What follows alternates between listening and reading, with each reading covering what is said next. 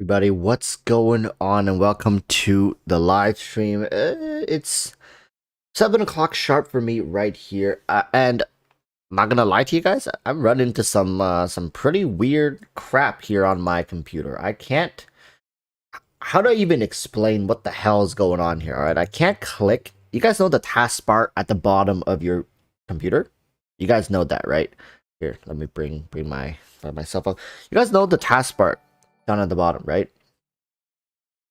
Lucifer, welcome back, my friend. Welcome back to the Tusk Gang. Hey, uh, there's something weird about this. I think it's over here. This year-end channel member goal thing. It's not increasing. So it's just one technological failure after another that I've come to realize. A lot of things just don't work. I guess this is why people don't stream on YouTube. I mean, nowadays more and more people are streaming on YouTube, but I don't know. I can't seem to get a lot of this weird stuff working. And on top of that, back to the other top, you guys know the taskbar at the bottom of your computer? I can't seem to, like, I'm left clicking my apps, not apps, like the programs that are open, and they don't change. I can't change the programs. It's stuck. I have to minimize everything. So right now, for example, I have chat on the second screen here. I have to minimize chat. And now, for example, I want to go to OBS. Now I can see OBS. Now I can click OBS. And now if I want to go back to my to chat, I have to I click this, and at the bottom usually I just click the browser and then I click the chat. I know I sound like a freaking old man or old person who doesn't know how technology works, but I swear this is weirding me out. This is weirding me out. It's not working. So what I have to do instead is now I have to minimize OBS, and wow, surprise, surprise, I'm back on chat. What the fuck, man? This is frustrating to say the least.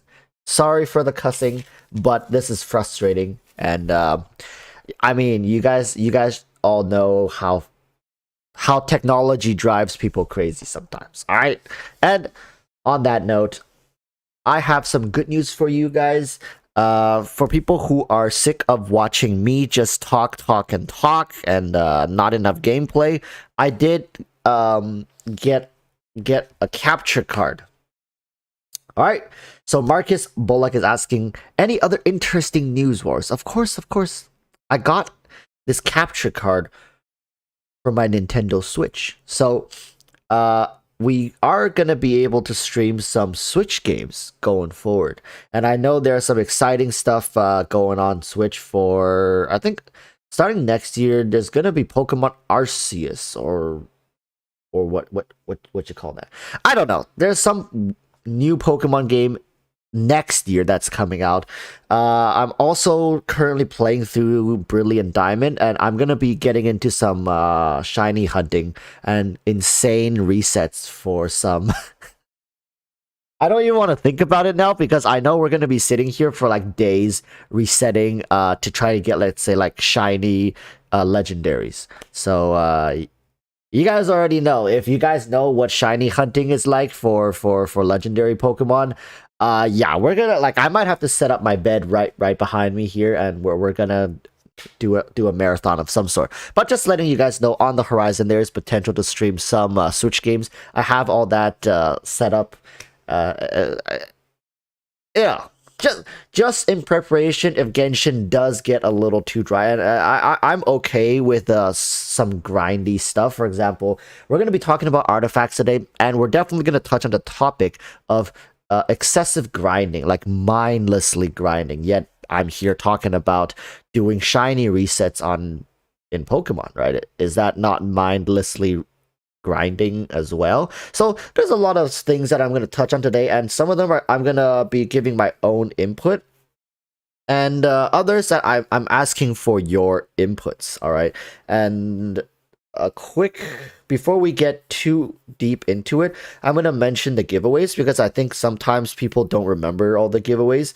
And as you guys can see, I haven't put it in the title today nor in the description. That's because there is no giveaway today. Giveaway is happening Saturday. All right, so people who are curious, Marcus Bullock is asking how to become a channel member. So if you want to become a channel member, that's a great question, and thank you for asking. If you scroll a little bit down below the live stream, there is a button that says join. So usually people is like, hey, subscribe to the channel, but now there's a join button you can see, and if you click that join button, it'll give you options to become a different tier of a channel member. There's bronze, silver, and gold, and it doesn't matter which one you choose. As long as you choose one, you can go on and become a channel member through that. So it's amazing to get channel members, and I know not everyone can be channel members. Sometimes I've heard that it's region locked as well, like you just don't have access to that function, which is completely fine. You don't have to, and you certainly don't need to be a channel member to enter any of my giveaways, right?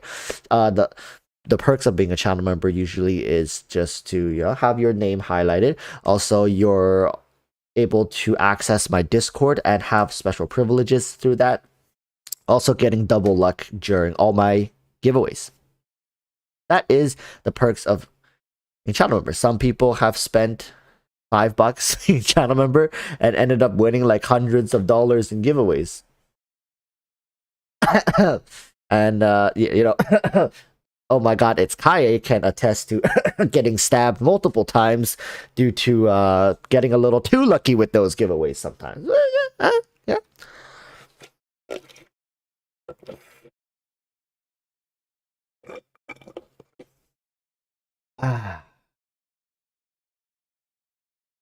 That's the stuff. Starting next year. Oh, exciting news, exciting news. Starting next year, I hear YouTube is gonna open like gifted channel members. You guys know on Twitch they can do gifted subs. So in the future, I might even be able to gift channel members back to you guys. It's kind of like that's so weird, isn't it? It's like giving myself money. It's like taking my wallet, opening it, like, here you go, walrus. It's weird, but people do it all the time on Twitch. It's like I see streamers do it, and I never could wrap my head around it. Maybe you guys could explain it to me or something. They're like, we'll bet gifted subs.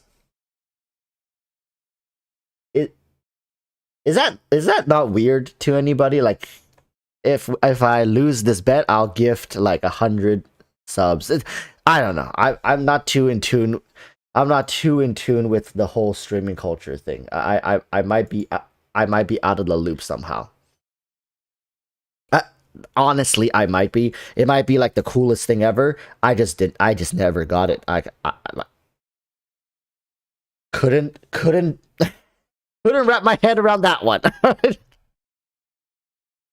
Lon DLT says hello from Portugal. Thank you for joining us. So we're gonna be getting the discussion underway. Lucifer says do a subathon. Maybe we'll do a subathon closer to the end of the year. I might do one like maybe for New Year's Eve. I don't know. I'll see. Last year, I think, was it? No, it wasn't last year. I didn't live stream until when? Wow. I started live streaming in March. Yeah, maybe I'll do a New Year's subathon. Maybe I'll start on Christmas. Maybe. We'll see, and maybe we'll do like a giveaway thing as well. I do want to run a couple more giveaways towards the end of the year. Do you celebrate Christmas? I do, but my family isn't too how should I put it? My family isn't too hot on the whole like Christmassy New Year's celebration thing. I mean, we do get together and talk about it, and like, hey, sounds so weird. Hey, we get together and talk about Christmas on Christmas. No, but like, you guys know what I mean. Like, it's never been a big part of my life growing up. It's there, but it's not too important. Uh, so I think definitely I would love to celebrate it with you guys, especially for those people who also have families who don't celebrate Christmas or New Year's as heavily. Because I know some families go hard on Christmas and all these celebrate these holidays, but my family is pretty just like sometimes we get together, sometimes we just wish each other happy Christmas in in a chat somewhere in like WhatsApp. Yeah, so if you guys want to come and chill, I'll probably do something special for Christmas. Maybe depends on you guys. If you guys want to, I'd love to do it. I would love to do a subathon. All right, if we can make a hard push for 50K, but day by day it gets tougher every single day. Christmas is just a normal day in Genshin. Mostly, yeah. Mostly. So, here are some of the pointers that we are going to touch on today. And I'm going to list them out as we go, but I'm also going to just talk about it now. We're touching on artifacts. It's going to be the artifacts. It's going to be the overarching theme of today's discussion. Of course, artifact grinding is going to be one aspect of it. Honley says, waiting for that red pocket money to drop from my Xiao fund. I think everybody is looking forward Hongler to... just made it rain. Waiting for that red envelope $$ to drop for my CO fund. You see now, if I want to go to... Why are things not showing up?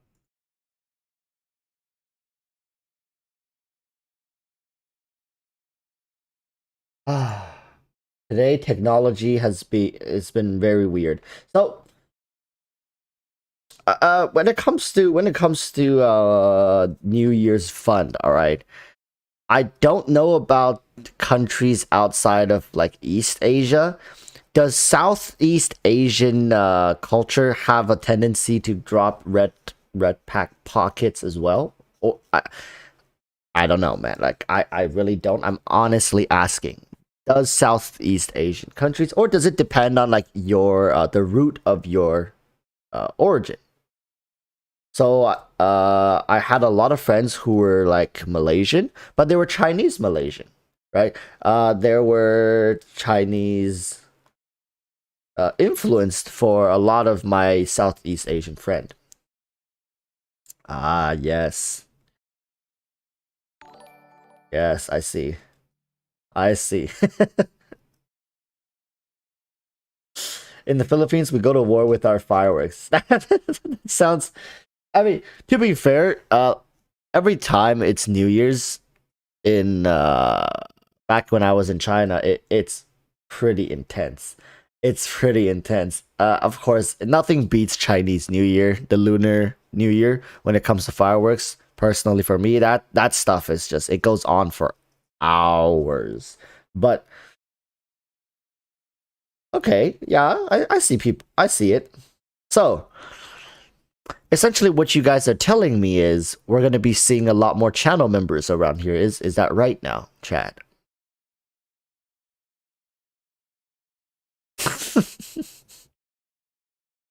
But anyways, jokes aside, I wish everyone start saving up. All right, start saving up. There's Mihoyo might pick up the pace next year. Mihoyo might make more, force us into more tough decisions. That's easy to assume. Mihoyo always finds creative ways to get us into a hard spot when it comes to which characters we want. And I'm pretty sure Shenhe coming next year, right? I'm pretty sure it's gonna be between Shenhe, Ganyu, probably Zhao as well. Right? It's sucks. It sucks, man. But anyways, all right. As more people are joining us, once again, I would like to reiterate today's discussion schedule. Overarching theme: artifacts. We're going to be talking about the power scaling of artifacts, how influential they are in the game. We're going to be talking about artifact grinding, the process, as well as the yield versus time invested. Of course, without we have to touch on the resin system and how efficient it is when it comes to allowing us to pursue artifacts, and as well as talking about all the substat and the main stat allocations, and how it's been designed in a way where it's definitely difficult, right, to say, well, I'm done farming artifacts forever, because you're never done farming artifacts, because every new character that comes out is scaled off of a different stat accordingly to the artifact effect, with the 2-piece 4-piece effect, which essentially causes you to get into this never-ending grind cycle to find better artifacts for new characters. And of course, with new artifact dungeons coming out, pairing better with certain units. For example, back before the Sever Fate set came out, Shinchu's best artifact was a 2-piece Hydro artifact, along with the 2-piece Noblesse, right?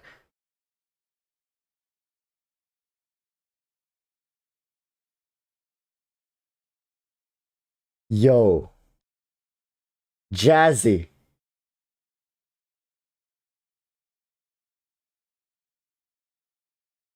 Jazzy, my man.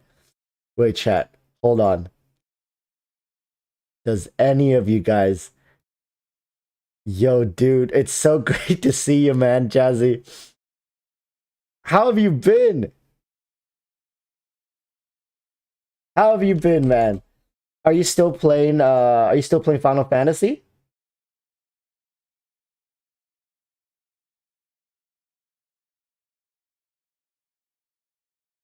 Bro.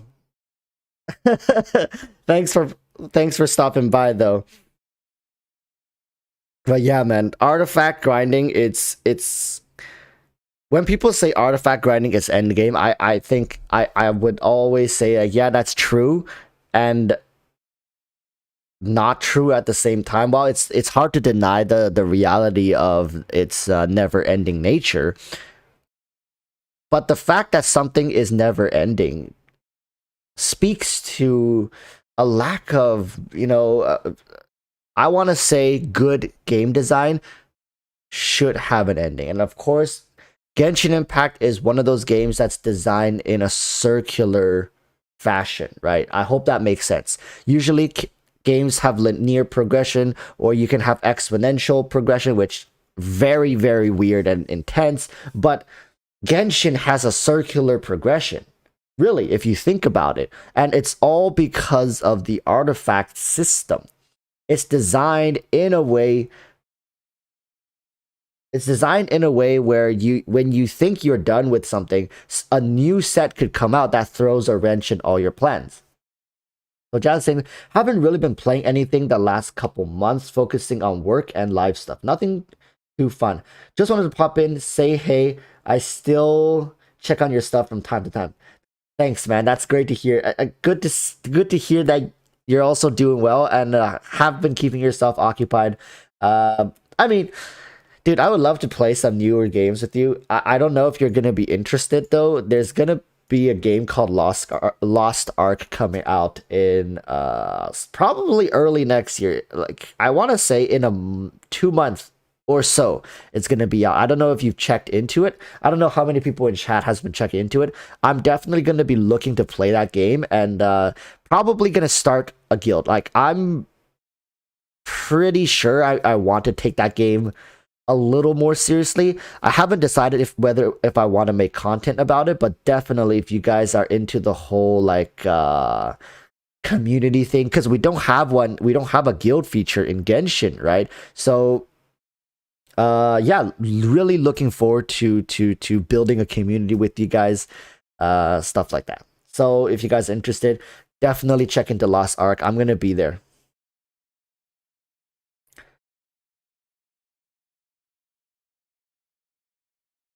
But yeah, I think how should I put this, right?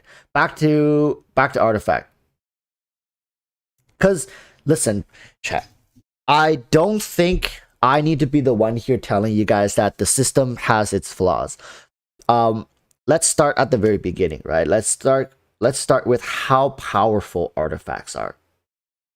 Is it to be honest, when I think about it, I never really realized how influential artifact power scaling is until I started doing like level 1 character reviews. Level 1 characters with plus 20 artifacts that are, designed for them.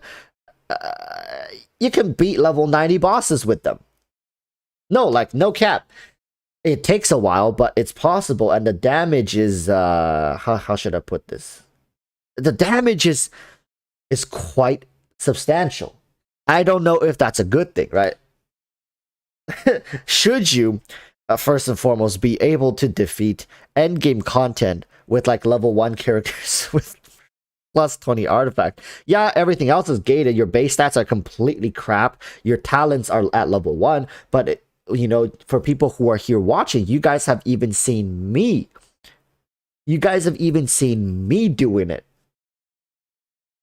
So, with the amount of power that artifacts currently hold, could it be said, is it justifiable to say that, yeah, they're really hard to get to, the good ones, but if you do get them, the amount of power they give you is just substantial.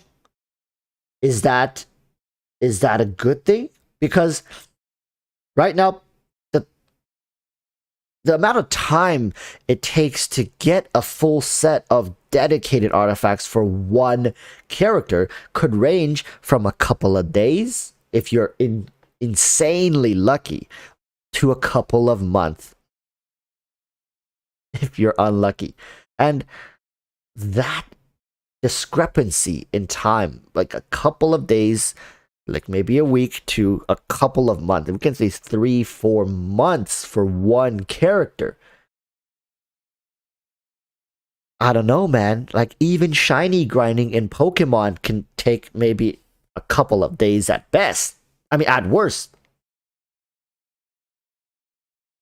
I don't know what to say, because first and foremost, the process of grinding artifacts is definitely an arduous one. It's not like, how should I put this?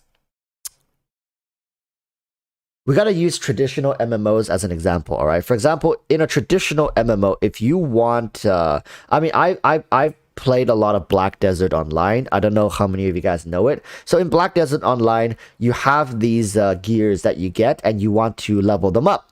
But, it's very difficult and expensive. Of course it is, right? For any MMOs. But the thing is, you need a lot of gold or like silver in that game to level up your gear. Now, what people do is there are many, many, many ways to get silver. It's not just one way. You can do life scaling, which is that you can go fishing, you can make stuff, right? You can become an artisan, you can do trading, you can do farming. Like, there's so much different thing like that. You can just kill monsters to get loot and sell the loot and use that. And there's many ways to get good gear. All right?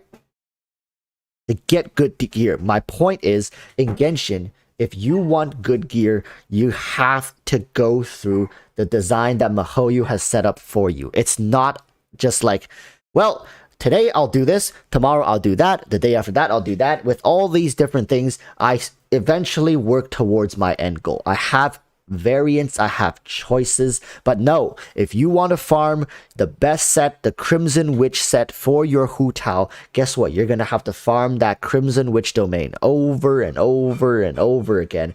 There's nothing challenging about it. It's just time consuming, it's soul crushing, and at the end of the day, for free to play, it's like drip feeding you day by day. It's like, well, let's see what my daily worth of resin is gonna get me for the Crimson Witch domain. That's just the reality of it, right?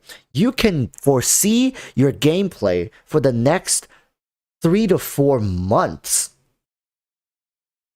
And I don't know, man. Like, it's sometimes it feels like a job, doesn't it? Because a lot of people have problems with their day jobs because they can say, like, well, I can see literally myself at age 50 sitting at the same frickin' desk, doing the same frickin' job, listening to the same frickin' manager bitching. And I'm sorry if this is getting a little too real, but my point is, if you can see exactly what you're going to be doing 2-3 months down the line, where is the surprise? Where is the variance? Where is the fun in playing the game? Sure, you guys may be like, well, we can take breaks every now and then, right? I don't need to be grinding the Crimson Witch set every single second of every day that I'm playing. But the reality is, a lot of people do. A lot of people want to farm these artifacts. People want to power up their characters. They want to feel strong. And at the end of the day, it's the slot machine, right? It's that feeling of, well, this run could be it. This is the run. I'm gonna get triple artifact drops and they're all gonna be god tier. I'm gonna level them up. It's for that dopamine hit, is it not? Right? The whole system is designed in a way where, well, resin is technically free. As long as you wait, you don't have to do anything. It's free. Right? So with this free resin that you're getting, you get to go play at the slot machine. You get to play at the artifact slot machine and see if you win anything. Hey, spoilers, most of the time, you don't. All right? And this leads us to our next point. And that point is how resin is designed, how the system itself is designed to benefit this whole artifact system. They go hand in hand. If you guys really think about it, what is resin truly gating in the game, right? We keep saying, well, resin is a problem. Resin is a problem. Well, yeah, resin is a problem. But why? Why is it a problem? It's because in order to progress, one of the biggest power boosts you can get in the entire game is locked behind how much resin essentially you have. If you guys have how should I put this?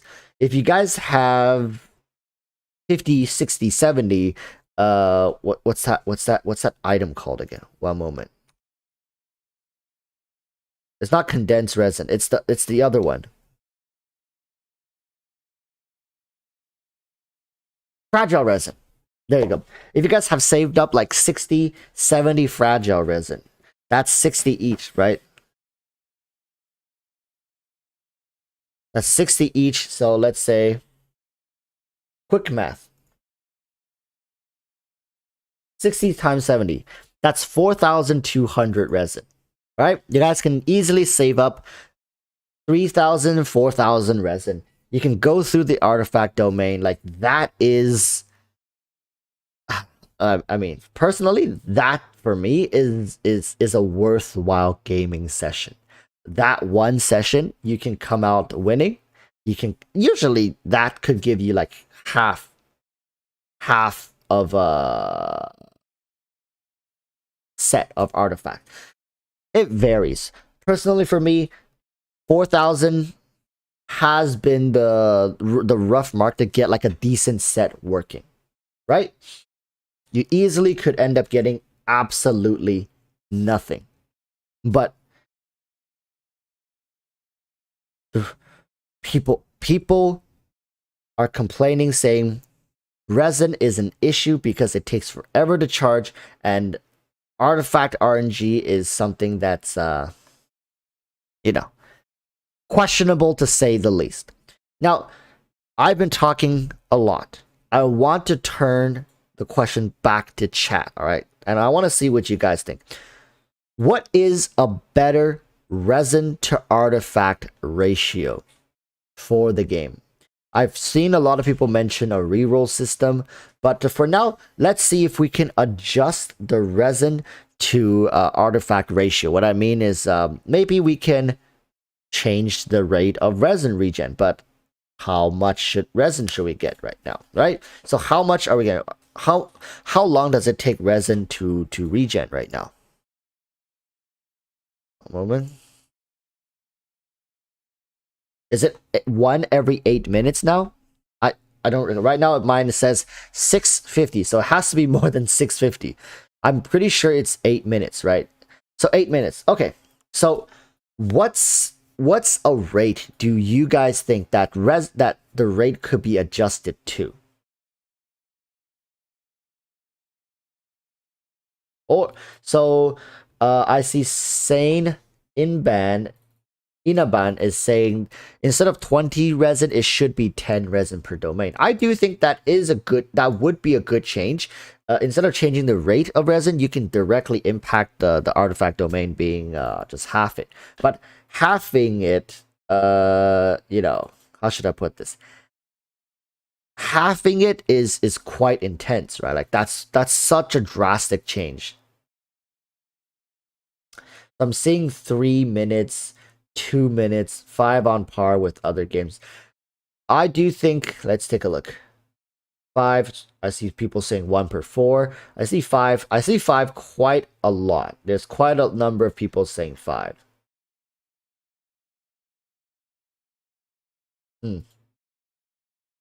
Okay, so 5 minute per resin. So in an hour, that would be 20 resin, right? So 20 resin, that's 2. So 8 hours would be enough to refill the entire resin. So that means throughout the day, you would be getting 2, like while you're awake, you can be getting 2 essentially full resin recharges, like, because that's like 16 hours. I'm pretty sure people can stay awake for 16 hours, but we need to be careful because we can never get the resin recharge to a rate where how should I put this? Because you're going to be sleeping, and when you're sleeping, if you're sleeping for 8 hours, which is perfectly normal, most people would be lucky to get 8 hours of sleep. Like, goddamn, 8 hours, you must be you must be living the life if you're getting 8 hours of sleep every night. But my point is, 8 hours is a good time, and it's a good amount of time for the resin to refill, and also for people who want to play the game more, it gives them that little bit more. And and also increasing the resin cap to 200 while reducing the regen to 5 minutes, that is a good sweet spot for us to try to reach for. But at the same time, right, the reason I asked you guys that question is, what about for Mihoyo? We must understand that, yes, if we make those changes, Mihoyo will be losing money. It's just that simple. People who used to do one resin refill or 2 refills a day now don't need to do it. In turn, if they're getting the gems for free through the in-game, commissions or whatever, now they can save up that to go for more characters. It's no matter how we do this, Mihoyo, by making these changes, will directly lose money. No, trust. Like, I know you guys get very skeptical when I say stuff like this. You guys, but understand that even minuscule changes does affect Mihoyo's balance sheet. And one of the argument, especially I see it, Blue Choo Choo is saying, is like, but they got so much money already, right? They're so damn successful. Why not give some back? You see, this is where the community always get upset at me, like, because I'm the one speaking from this perspective while not agreeing to it. I'm speaking from this perspective and I get yelled at for it. Like, this is the prime example of the messenger literally getting shot. I'm getting struck down simply because I'm speaking from Mihoyo's perspective, right? Why should they give back? I know it sounds weird, right? I'm not saying they shouldn't. I'm saying they should. But I'm also asking the question, why should they? I think that's a valid question, right? Why? And the answer isn't as simple as, well, because we deserve it. Do we deserve it? When did Mihoyo come out saying, hey, we're a charity organization, right? We haven't given Mihoyo any reason to make these changes. Is it good business practice to make these changes? Does it set good precedents? Knowing the Genshin community, do you guys think, do you, chat, if you knew the Genshin community, would you be making this change? Because personally, right, from what I've seen the Genshin Impact community, I'm not saying it's you guys, okay? I'm not saying it's you guys. I'm saying the general Genshin community, especially the ones who are vocal online. How do you feel they would react if you made these changes? And going forward, would you benefit in the long run? Would they be grateful, or would a portion of them still have things that they want to change? Like, could you ever fully please the community, is what I'm asking, essentially, right? Is there an end to this, to the amount of generosity you can provide to the community? And I know today's topic is artifacts, and with artifacts we have to talk about resin and trying to solve the resin issue. Do you think that this is the end all be all of Genshin concern? Personally, I feel like it'll satisfy a great portion of the community, but there's gonna be another portion that will definitely draw out new issues. The game is far from perfect, nor should we demand perfection from the game, right? And resin, like I keep saying, I agree with you. There needs to be changes to the resin system, but currently the community as well as Mihoyo, they don't see eye to eye. Just simply from me talking about this issue in videos gets me attacked and harassed, right? Why would Mihoyo want to communicate with a community that is so hostile, unreasonable, as well as straight up? I mean, how many people here read through the comments to some of my videos? It's just childish sometimes, the things that some of these people are saying. If we want change, if we want things to become better, we have to do it in a civil manner, all right? Change can happen. It takes time. It's a business decision. Yes, that's right. Calvin Zoe is saying it's a business decision. Exactly. We have to think about this as a business decision as opposed to something that's more how should I put this? Personal. It's not personal. All right? Changing the artifact will be changing the resin system or making alterations is a big business decision for Mihoyo. I don't have the numbers, but I'm willing to bet daily resin refill and resin related income plays a huge part of Mihoyo's day-to-day income. This is what's keeping their day income afloat.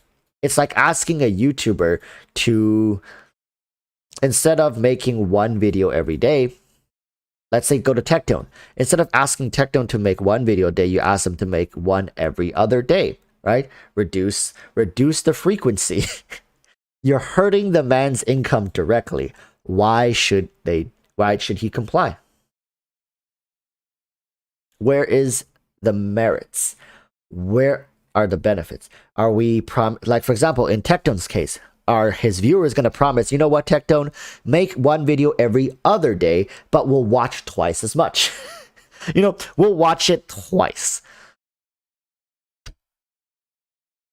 And that's only, and think about it, people, that is only going to make up, for Tectone's case, that's only going to keep his income exactly the same. Watching the video twice. Well, my point is, for MiHoYo, well, making changes to the rates, that is a permanent decision. You can't roll back. All right, you can't roll back that decision. Once you change it, it's done. It's done. You're like, the art of the resin system will be done, and the income is permanently affected. Where is a good reason for them to do that? Yes, it's greedy. It's hella greedy what they're doing. The way MiHoYo has the whole system set up, they're literally milking us to the max. They figured out this perfect golden ratio to the point where, how far can we take this resin system without players quitting because of it?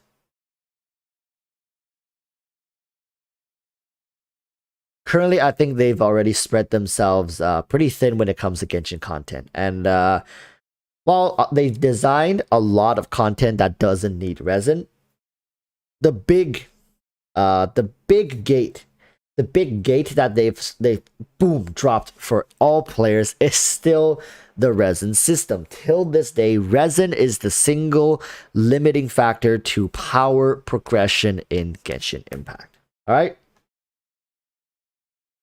Truly Curious says, are all gacha games like this because this is my first? Well, yes and no. Most gacha system does have a limiting resource, aka resin. Most, if not all of them. I used to play this game called Shiro Neko Project. The White Cat Project. It was a Japanese gacha game. It had no resin system. It was one of the best gacha games I've ever played, but one of the problem with the game was that it was very challenging. It was difficult to play, and at the same time, people got bored of it relatively. The game life was probably around like a couple of months, and pretty much people were done with the game. Granted, it was very grindy, it was very difficult, but I do think that game stood out in my memories. I don't think gacha games should be designed around no resin or no limiting resources. It's such a weird system because these games are designed in a way where grinding cannot be too intense. If they are, it's repetition after repetition. There is no new variation unless the domain that you get to go into has a more random generation to it. But then again, it's just a freaking domain. It usually takes you no more than a couple of minutes per run, and it really feels different than a more like, it's not an MMO, right? I think that's the best way I can put it. It's not an MMO. It's not designed to be an MMO. It's designed to be these short bursts of grindy sessions. And gacha games, man, it's such a I don't even know where to begin to make these changes. So I'm gonna leave it at that. I think the resin system is definitely important because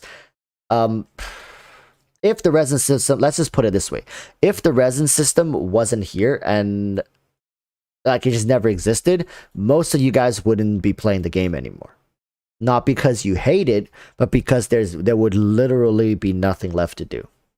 Like, nothing worthwhile to do in this game if the resin system did not exist.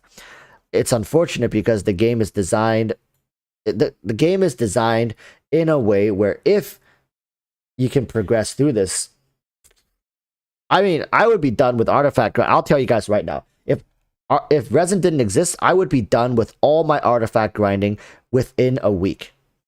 I'll sit here 16 hours a day. All my free time from work, I would be grinding this game non-stop. That's how much I want to play the game. I would grind out every perfect artifact. I would try out different combinations with different characters, and I would go crazy with artifact.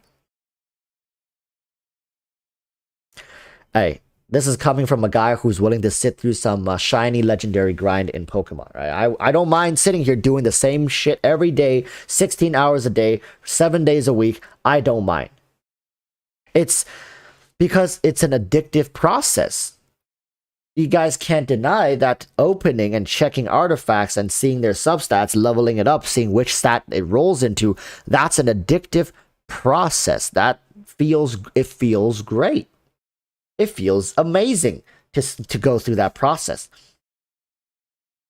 I think a lot of people, they say it's such a pain to grind the artifact domain, and it's mainly because there's a limiting factor. But if you get to do it without that limiter, without the resin system, hey, I think people would be getting that dopamine hit over and over and over again. You're going to be like, oh, yes, hit me again, daddy. Oh, baby, let's go. Another flower piece. You're probably going to be sitting there for 2-3 hours per session, right? You grind out all the artifacts in 2 hours, and at the end you go through one by one and you click like, oh damn, another crit rate head. Oh wow, HP sands. Aha. It's that process. It's that hit. Why do people keep coming back? It's a love-hate relationship. It's a very toxic relationship, but you can't deny how genius it is. Walrus, make it under 18. But what I'm highlighting is that, yes, it's a shitty system, but it's a shitty system that gives you that hit. You guys can't deny that. If people here are saying you don't get a little turned on from landing that perfect artifact, you're straight up lying. There are signals in your brain that's firing every time you roll into crit damage. Every time that crit damage stat gets a ding, you're gonna be...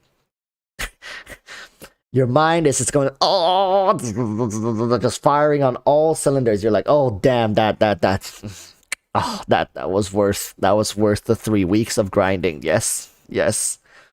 No. And so, in a way, bringing it back now, right? Let's be a little more serious. In a way, does that mean the system is good? No, right? But we cannot deny it. The reason we value an artifact so much right now, like getting that perfect artifact feels so good, is because of how difficult it is to obtain it. If it became more accessible, if perfect artifact became more accessible, and it's nothing special anymore, because let's say either A, they have reroll mechanics, or B, resin wasn't that big of an issue, would these artifacts still mean anything? Would their power level, would the amount of power they have, can it be justified? I'm 3J says, I don't feel the dopamine anymore. I feel relief. So that's also another thing with artifact grinding. When you get to, let's say, if you're lucky, you can be done with an entire set of artifacts in a week or so, right? I would count that relatively lucky. But there are people who have to end up grinding for months. That's when the dopamine slowly turns off. It's just like, damn, it's finally over. Right? It's over. I know that feeling. I've been grinding some of these domains for months. Some of them for months. And when at the end of the day I finally get that last piece and I'm just like, this piece still could be better, but I can't do this anymore. I can't. I really can't. I need a change of scenery. I need to try other stuff. And usually I won't even touch another artifact domain for quite a while because of how much work it was just to get that one set. The worst part is when you're just missing that one piece. Let's say you're missing the what's it called? You're missing the sands piece. And your character scales off of attack percentage.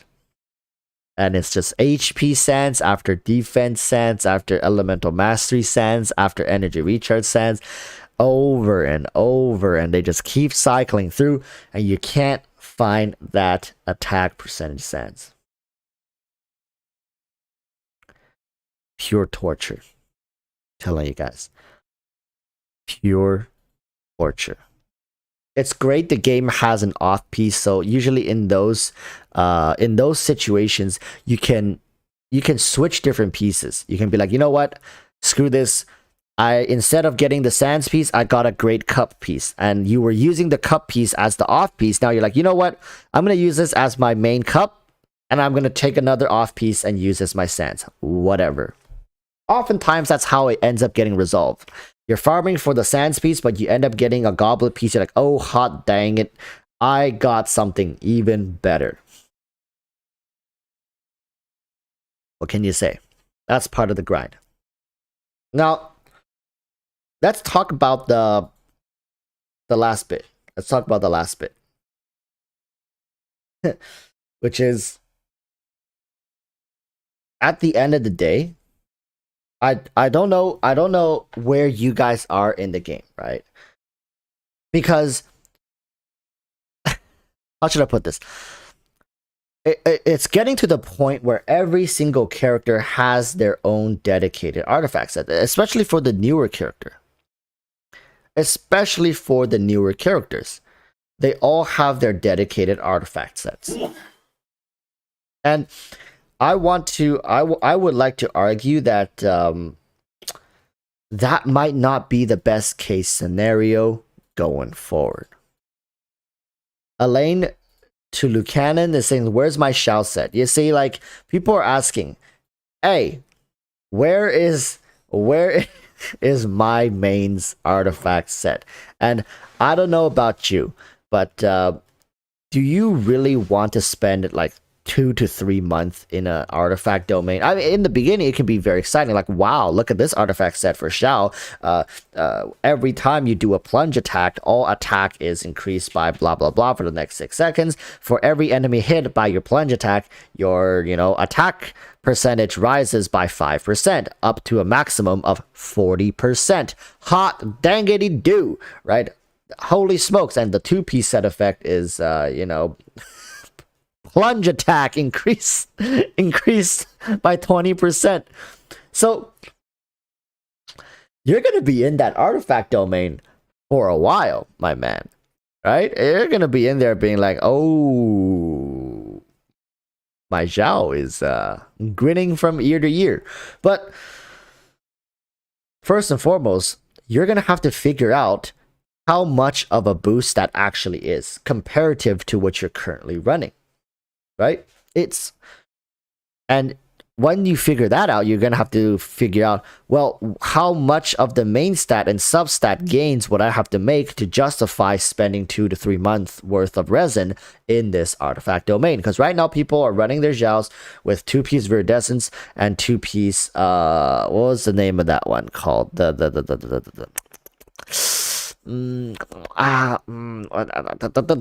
2-piece that gives you plus 18% attack. So, yeah, Shimenawa's or the original one, the Gladiator, whatever, that one. So you're gonna have to justify switching it, right? Because you guys can't tell me you're wanting to farm your set for your husbandos, but you got nothing on them right now. So of course you're gonna have to evaluate, well, how worth is this? How worth is getting the dedicated artifact set? It's worth it, but let's say for some people it's like, oh, my 2-piece Viridescent, 2-piece Gladiator is so freaking cracked. I got 4 out of 5 pieces that have plus 30 crit damage rolls on it. Hey, are you really gonna replace that? Are you really gonna go into the new domain and find better artifacts than that? It's such a tricky situation to be in. And yes, there's gonna be people. I saw in my comment section today for my video experience, like, imagine when Dendro Cup gets thrown into the mix as well. Hey, good luck with that. All right, chat. Good luck with your cups. After that, we're gonna be farming for dendro cups, and we're gonna be bashing our faces. Let me tell you right now. I'm gonna tell you guys straight up right now. I'm saving my fragile resin for dendro cups. Sanzu River says Mahoyo only make artifacts when multiple character kits benefits. The more unique the character kit is, the less likely to get it soon. That is true. Because for Shinchu, right? Shinchu was a benefactor of the Severed Fate set because it was originally designed for Raiden, but people realized, holy smokes, Shinchu can benefit it as well, right? But I'm telling you guys right now, I am Sanzu saving. River just I'm made saving it rain. everything. Mihoyo only make Dendro Cup. artifacts when multiple character kits benefits. The more unique the character kit is, the less likely to get it soon. So Sanzu River and I have also been talking, and we can open this up for discussion because I don't think it categorizes as a leak because it's just our speculation, right? And that is attack speed. Right? Sanzu River and I have been talking regarding attack speed related stat as a stat and how that likely in the future attack speed may, keyword, all right, note chat, attack speed may be implemented into an artifact set. Currently, we don't have characters that really scale off of attack speed. I mean, certain characters can definitely benefit from the stat, but it's safe to say currently attack speed isn't a focus when it comes to character scaling, right? And if we're talking about more diversity in character scaling, not like we don't have enough. We got attack percentage, defense percentage, we got HP percentage, we got energy recharge, and elemental mastery. Going forward, if you scale characters off of attack speed as well, that's going to be 6 different categories to scale off of. And I don't think they're going to add attack speed ever into artifacts because they're going to be like people are going to be lining up with pitchforks if Mihoyo adds attack speed. But definitely adding it into like the 2 set or 4 set set bonus could be a way that Mihoyo implements a bit of attack speed. Because I think attack speed is one of those stats that very hard to balance for all different characters. Sometimes people might figure out like, holy smokes, if we just build attack speed on Hu Tao with the vaping with Jingchu or whatever, just normal attacking with their elemental skill outperforms the burst attack. I don't know, but I'm just saying that it could throw wrenches into Mihoyo's game balance in ways they can't foresee. So they're gonna have to be very careful with it, but definitely Sanzu River and I have been talking about it, and I think that it could be interesting. I think there are already some weapons. I remember there was a 3-star sword or something that has an attack speed stat in it, but I don't know. Or a bow. I think Fischl had a free-to-play bow that had attack speed in it. So, yeah. ZTY says Theory Crafters go burr. Exactly. If attack speed ever makes it into the game as an artifact or as a more easily accessible stat, Theory Crafters are going to be jizzing all over their keyboards. All right? They're going to be writing codes day in, day out. They're going to be, they're going to be having a field day with attack speed. All right, you're going to see those videos like 500% attack speed, ka-ching.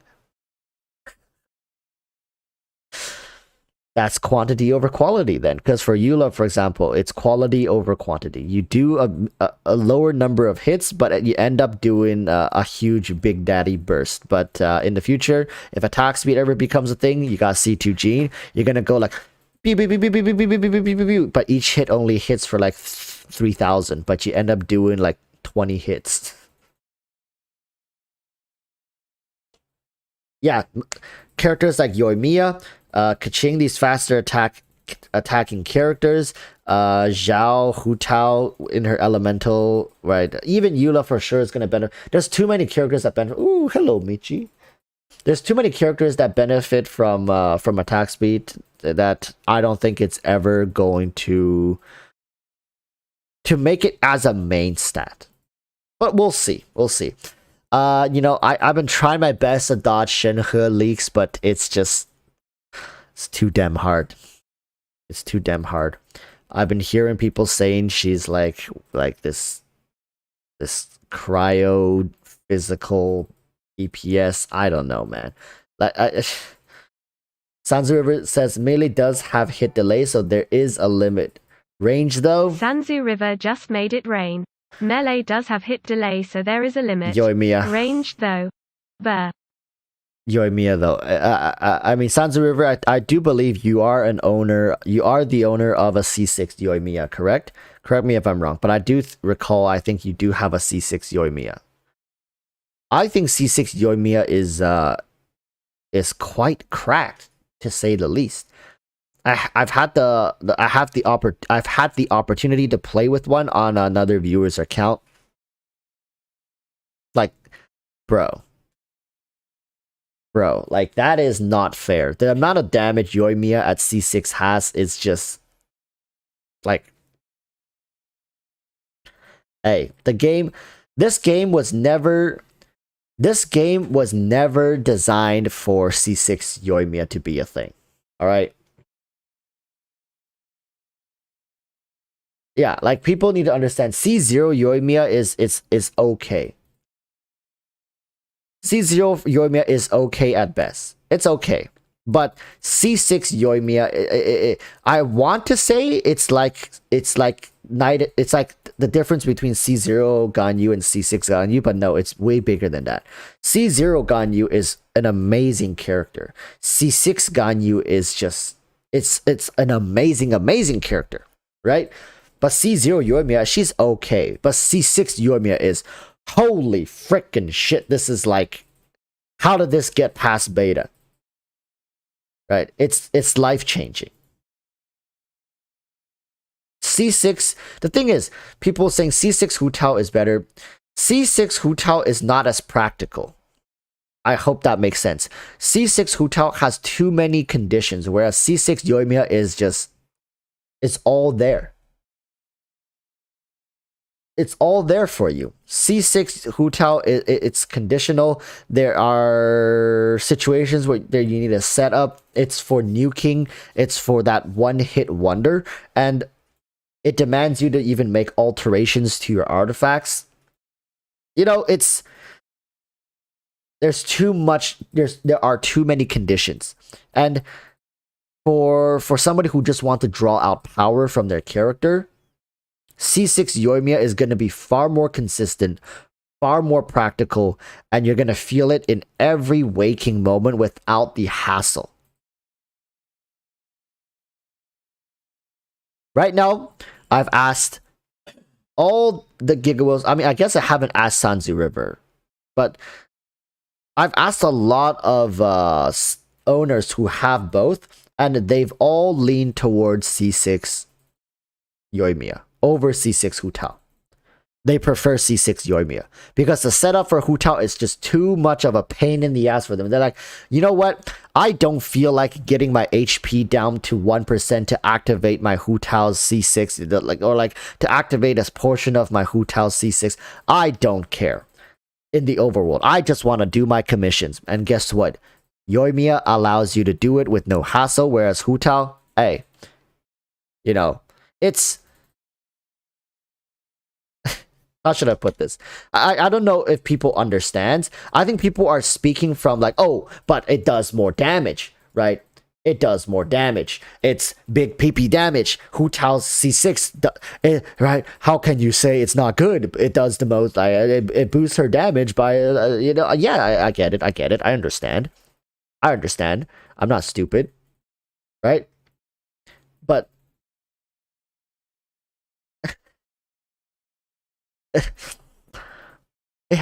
you can't argue the practicality of it, right? Hu Tao C6 has serious practicality issues, and her 1 HP gimmick has a 60-second cooldown. Right? How can that compete with your? I mean, this video is not this is not about Yoimiya versus Hu Tao discussion, but there is a reason why whales prefer C6 Yoimiya over C6 Hu Tao, and I'm just telling you guys the facts. All right, I'm telling you guys, it's not me like pulling stuff out of my ass cheek. It's people just don't like C6 Hu Tao as much as C6 Yoimiya. Yoimiya is the better option at C6.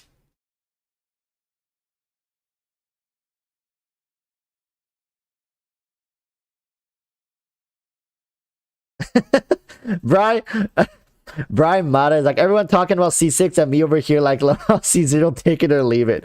C0 Chi-Chi, take it or leave it, more like. Sanzu River just made it rain. I prefer C6 Yoimiya for bosses and flying enemies, Hu Tao for other stuff. Right? Sanzu River here giving his opinion. Exactly. I think Yoimiya has a role, like the only reason Yoimiya has a role in the game, like Sanzu River mentioning, is that for bosses and certain archetypes, it's just much easier to deal with for Yoimiya. For Hu Tao, I'm not saying Hu Tao's bad at bosses, and I'm sure Sanzu River is also not saying Hu Tao's not good at bosses, but it's just a preference. It's just that right now, when it comes to general content, right? Content that we have to deal with on a daily basis, bosses, flying enemies, they're more abundant. So it makes sense why Leviathans, whales are preferring Yoimiya more over Hu Tao. Maybe in the future, Hu Tao might reclaim her spot again. Debaya Mandal, it says C6 Kazuha goes burr. C6 Kazuha is another beast in its own category. I would like to argue C1 Kazuha is already very, very good. When it comes to constellations, I think we're diving into an area where it's you say I say, right? It's like all C6 characters are good. I don't think there are C6 characters that... You know what? I take that back. C6 Venti is such an overkill. Venti C0, I would like to argue Venti C0 is like barely noticeable from C6. Okay, it is noticeable, but it's not something that you can point to and be like, wow, that is so different from this. You know, it's like, oh, some more numbers.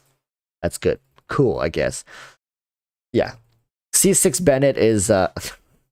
that's true. So, Venti, Bennett, there's definitely C6 characters that just doesn't matter. You don't need certain characters to be C6. Anyways, alright. So, last point I want to talk about Artifact is let's just tie all together, right? We talked about scaling, we talked about the resin ratio, we talked about reasons for MiHoYo to make these changes, as well as reasons for why they probably won't make these changes. At the end of the day, the resin system, the artifact system, it's kind of broken right now. I do think that eventually it's gonna change, but it's gonna change because MiHoYo has a better way to make money, right? They're gonna find newer ways to milk us in a way. I mean, it sounds bad to say milk us. They're gonna find better revenue streams in Genshin Impact, whereas they don't need to be so strict and tight with resin regulation, and they might let loose a little bit on that, or they might be more generous with fragile resin, because it's always easier to give us fragile resin as opposed to making a permanent change in the resin system. So let's say going forward, every single patch we can expect to get 15 to 20 fragile resins for free. Everybody can get it, right? So in the future, let's say they become much more lenient with fragile resin, which is a direct change.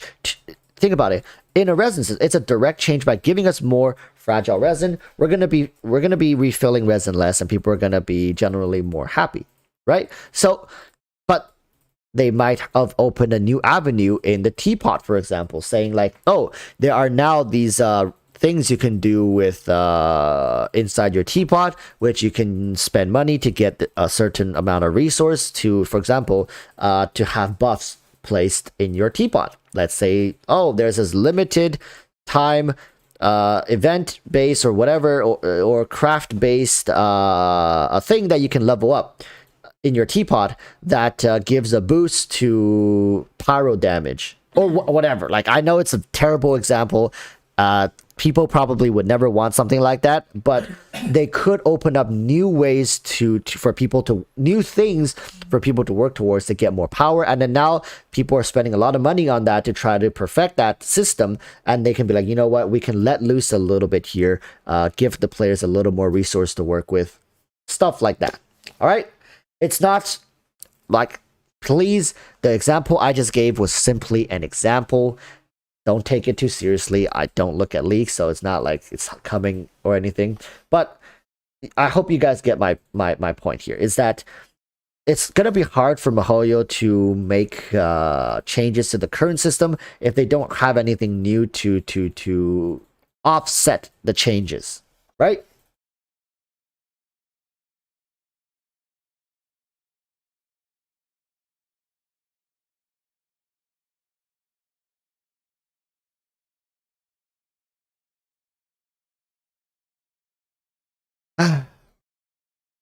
Currently on the horizon, some of the new characters that I personally am looking forward to is definitely Ayato, as well as Yaimiko.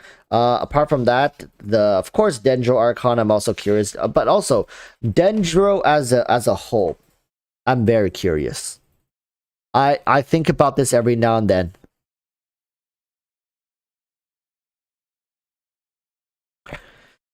What is Dendro about? How is it gonna synergize with all the element? Can't wait.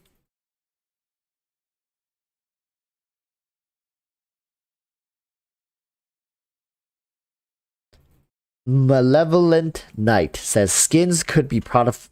Say $5 skin can go a long way. They can make multiple skins per character. The thing is, MiHoYo is also very greedy when it comes to skin pricing. They charge like 3 or 4 times the same cost as let's say League of Legends. The Gene skin. Let's go into shop. I still haven't bought it because I don't think it's worth it. Oh, wait, chat. Look at this. The Gene skin and the Barbara skin are the same freaking price. That is something to behold, truly. The Gene skin and the Barbara skin are 1680. So how much is that?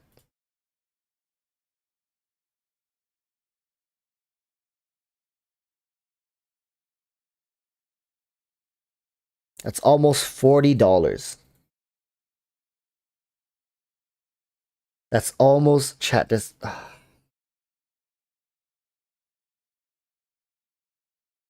Almost $40 Canadian. So it's like 20 something dollars.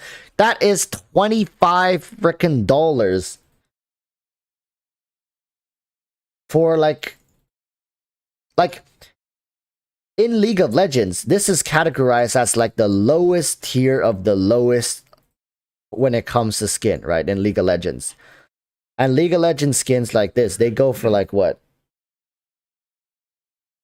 $8? Or whatever. Like I don't know, but this is like 3 times the price.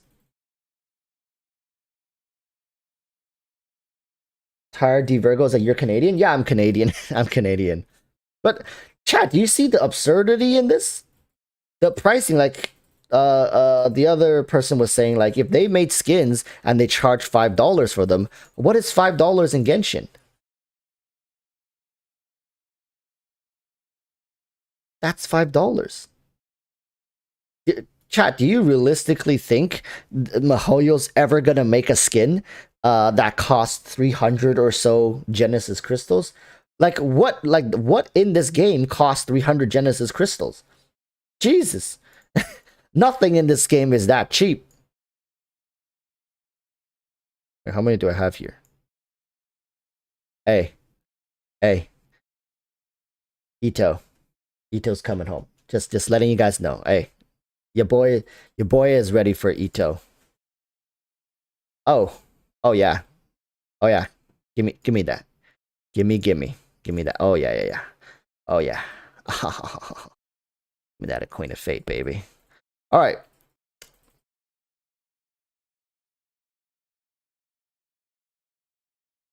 Just doing a quick checkup. Let's see where we're at for characters. Wait, what?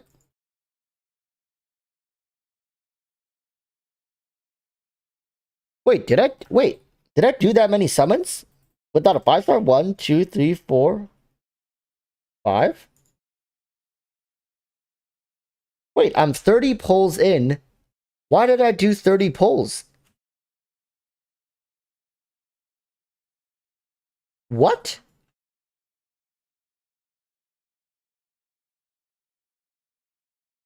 Wait, what the hell did I do? This is so uncharacteristic of me. Did I? Oh, was it to get Toma? Ah.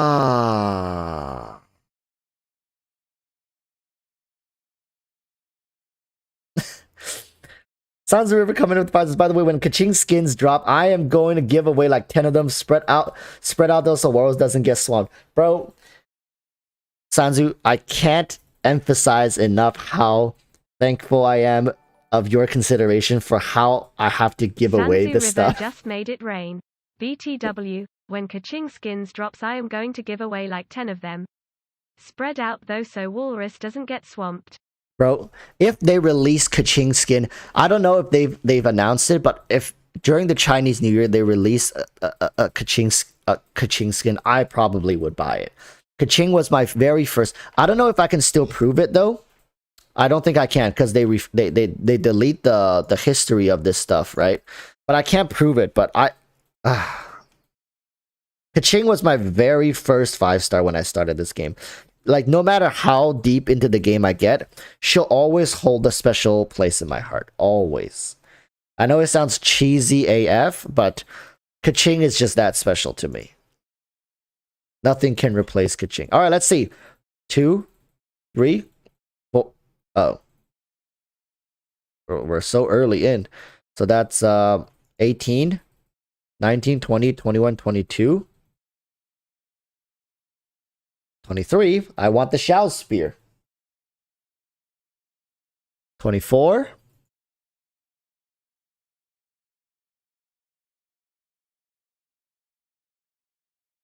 Sons of Rivers is back to work though. Bye, guys. Have fun. I mean, I don't know if it's fun, but stay safe. Charles. Welcome to the Bronze Tusk, my friend. You guys can't see it, but I have a friend here. I have a friend here. His name is also Charles. No, really, his name is also Charles. Charles has become a member. Thank you, Charles. Thank you for becoming a Bronze Tusk member. And why the hell does my year-end channel member goal not increase?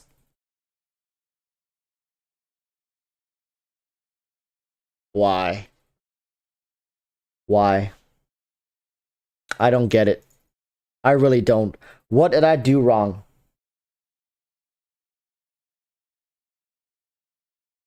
I must have done something wrong, chat, but... But thank you, Charles. Welcome. No, like, Charles, for real. I always used to think you were him, like, trolling me, because he would, like... Because even the way you guys type the messages is like... It sounds like him, you know? Just like... Alright, you guys want to see him? You guys want to see him? Okay, you guys, I'll show you. Charles is a little camera shy, but look.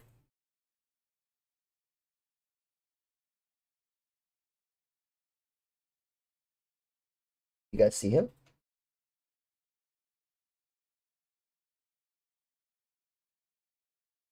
You guys see him? That's Charles. Charles. You. He's saying yo yo yo to you guys. But yes, he has to bear with me as I scream through. Last time when I was doing viewer summons and I was screaming, he got spooked. It's like, what the fuck, man? Dude. So yeah, that's Charles. And also, welcome Charles.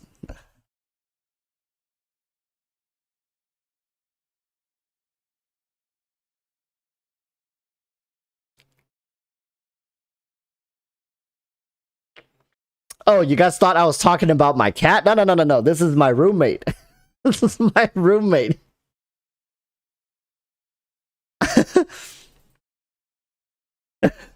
No, no, no. Okay, chat. My cat's name are Michi, the white one. The big white one is Michi. And the small one, the one that curses people's accounts with Dionas, that's Hana. So it's Michi and Hana.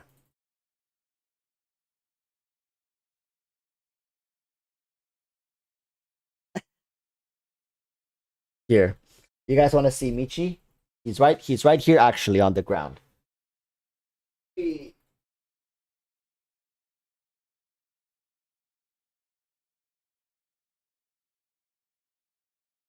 Michi.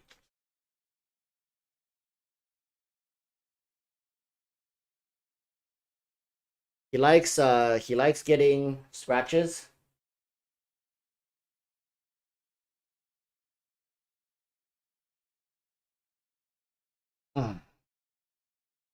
He's very big. He's very big. He's a big boy.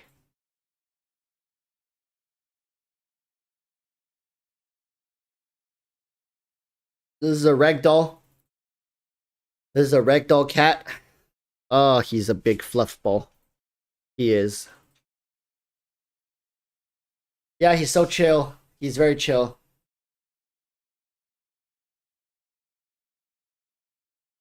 Oftentimes, if I do end up asleep in this chair, if I do end up sleeping in this chair, I'll wake up with him like on my stomach. Yeah, he's a good boy. He is the best boy. He's the best boy. Look, he's so relaxed.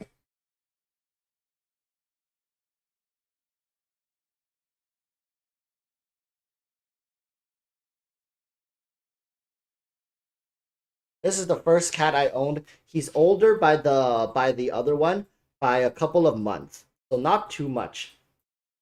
Look, he's falling asleep. But it's so tiring to hold him up because he's so heavy.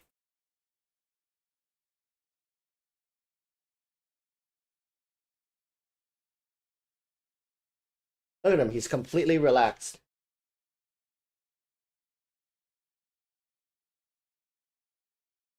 Put him back up here.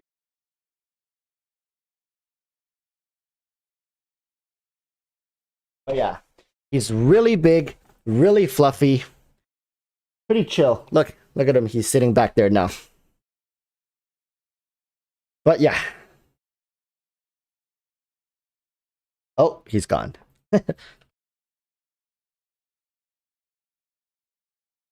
He likes scratches. He's very like I have to scratch him now because he's like, you have activated my trap card. You will now deliver scratches to me for the next 30 minutes. Huanglei says I need him to summon my Xiao. Hey, don't worry. We got you. We got you. I'll use the next Hongler just made it rain. I need him to summon my CO pleading face. all Huanglei's donations from now on will go to Michi's premium snacks. As you guys can probably tell, he is very much a foodie. He loves to eat. So yeah, Huanglei, just know I'll be treating him to some premium snacky snacks.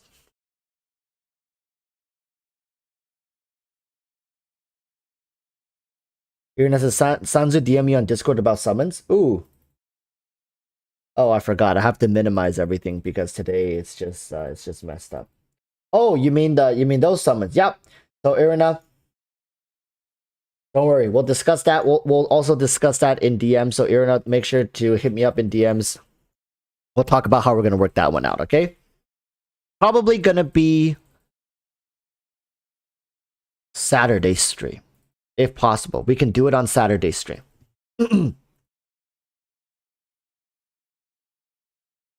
Abel Segura says he's called Michi, like how Spanish speakers call cats sometimes. I definitely didn't think the name through that far. I just thought Michi sounded like a cool name. Michi the food archon. Yeah, kind of like that, you know? Like so I didn't think through it that hard.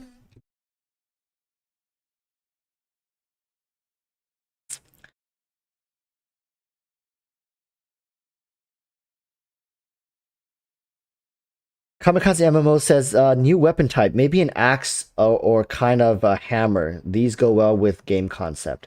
Because the thing is, axe or hammer kind of falls into the category of what you call it, great sword. I was thinking more of a different type of close combat, like gauntlets. You know, like boxing gloves, like a boxer.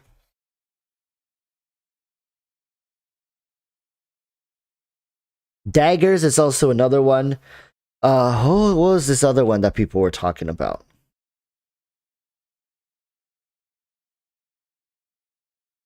Scythe. I think I keep hearing people say scythe. Scythe definitely feels more like also similar to greatsword. It's like a double-handed heavy weapon. Guns? No, man. No guns.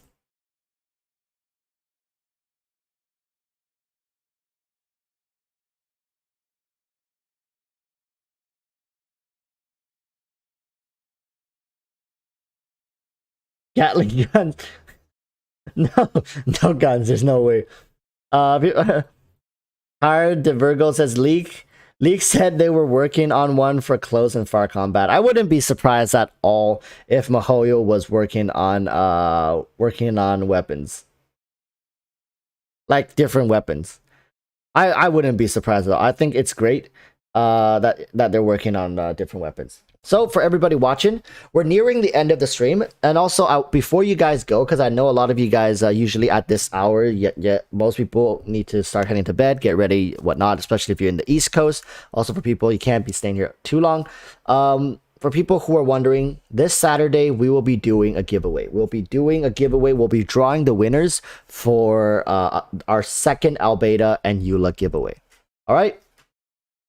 So if you guys are curious, it's most likely going to start I'm gonna have to update you guys on the time, but worst case scenario is just gonna start exactly the same time.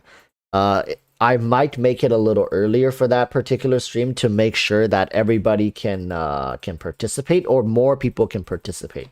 A show of hands in chat, how many people would rather me have to do it in the morning time on Saturday? Let's say like maybe 9 or 10 a.m. in the morning. You know what? Let's just do a poll. This is going to be much easier. Should Saturday live stream be in the morning? It's just going to be a yes or no. I just want to gauge the room. If people want to keep it as the normal time, it's fine. If you guys want to do it a little earlier, like morning 9, 10, 11, noon, right? But I don't know about people who are in Asia, people who are in Europe. How are people gonna be with that one? So we'll see, because it's been a struggle for me to find a proper time. It's always a struggle for me to find a good time, and for these live streams, I want to make sure if people.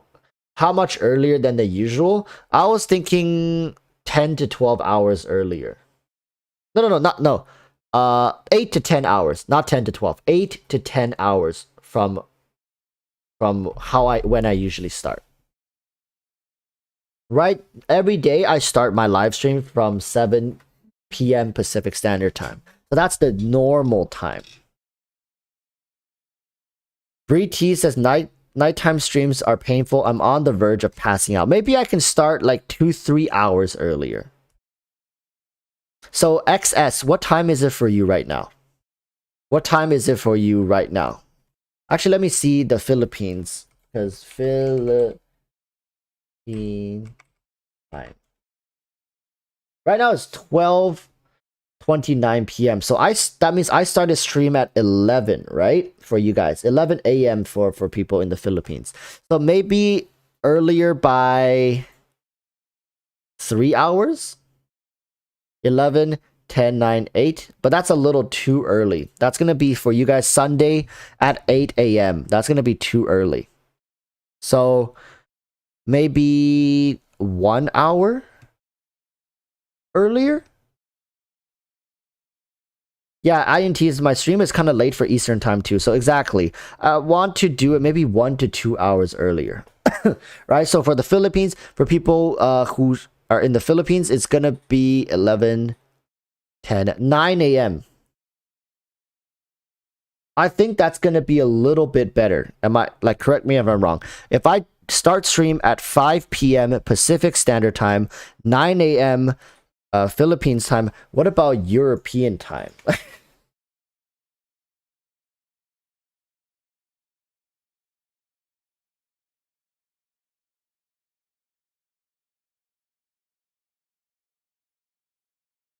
Let's just do Belgium.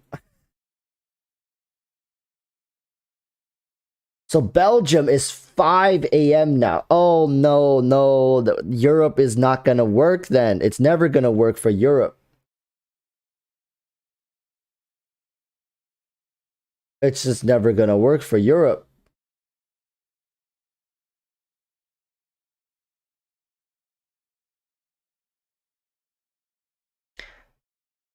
Henoji 777 says, "Oh, Michi, I think of Michi, JP word for road." No, that's literally what his name is. It's his name. That's exactly the kanji for his name. It's Michi. Yeah, that's the one. That's his name. That's the name of my cat. It's just road.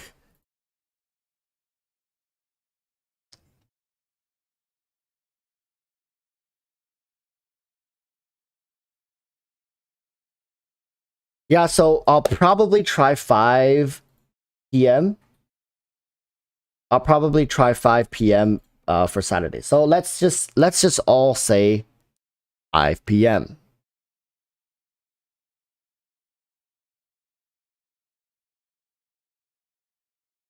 Why is his name Road? I need story time. Well, the reason why I named him Michi was just because it's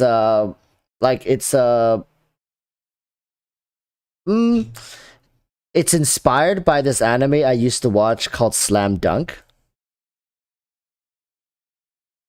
If you guys know the anime, there's a guy, there's the protagonist in that anime. His last name was Hanamichi, so we kind of just took Hana and Michi and separated them. Yeah, Sakuragi. Yeah, Hanamichi. So we gave Hana the that part, and we gave Michi to the white cat. Yeah. So yeah, literally we took that Hanamichi and we just gave it to our cats. And it's just a coincidence that in in Spanish, people refers to cat as Michis.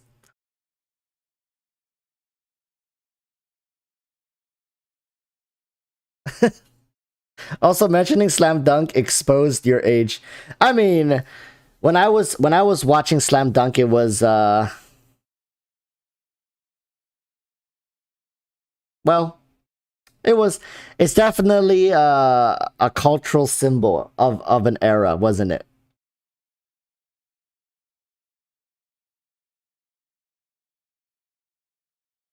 Do you watch anime walls? Yeah, I watch anime.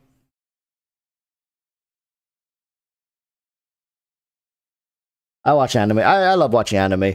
I've been watching a lot of the isekai trash nowadays. I watch, of course, the main stuff, whatever is popular nowadays, like the Hero Academia. I watch Jujutsu Kaisen. I watch Slime. I watch. Actually, surprisingly, I'm not up to date with Boruto, but I read One Piece manga. I finished the Bleach manga. I finished Naruto. A bunch of other stuff. So when's the next stream? Next stream is gonna be on Saturday. I watched some sports animes. Yeah, I watched Haikyuu. I watch Kuroko.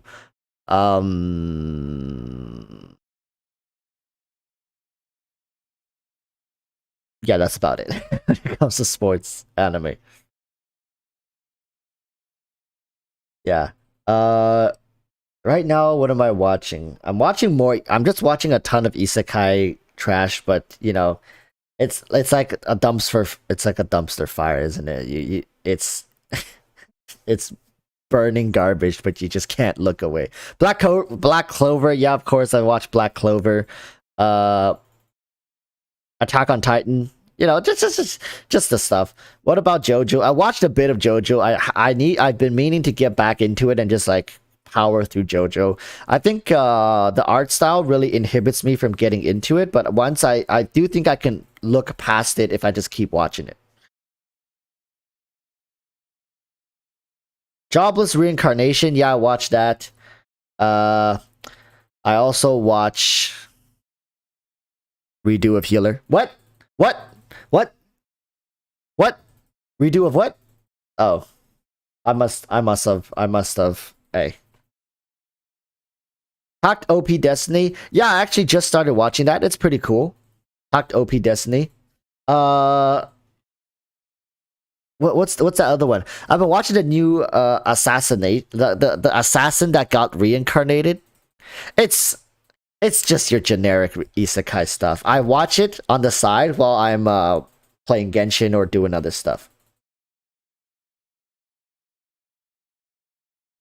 Abel Seguro says, I wish Boruto's dad had his own anime so we can know about his past. Bro. Fate Stay Night, yeah, like the OG, like the original. Yeah, I watched that as well.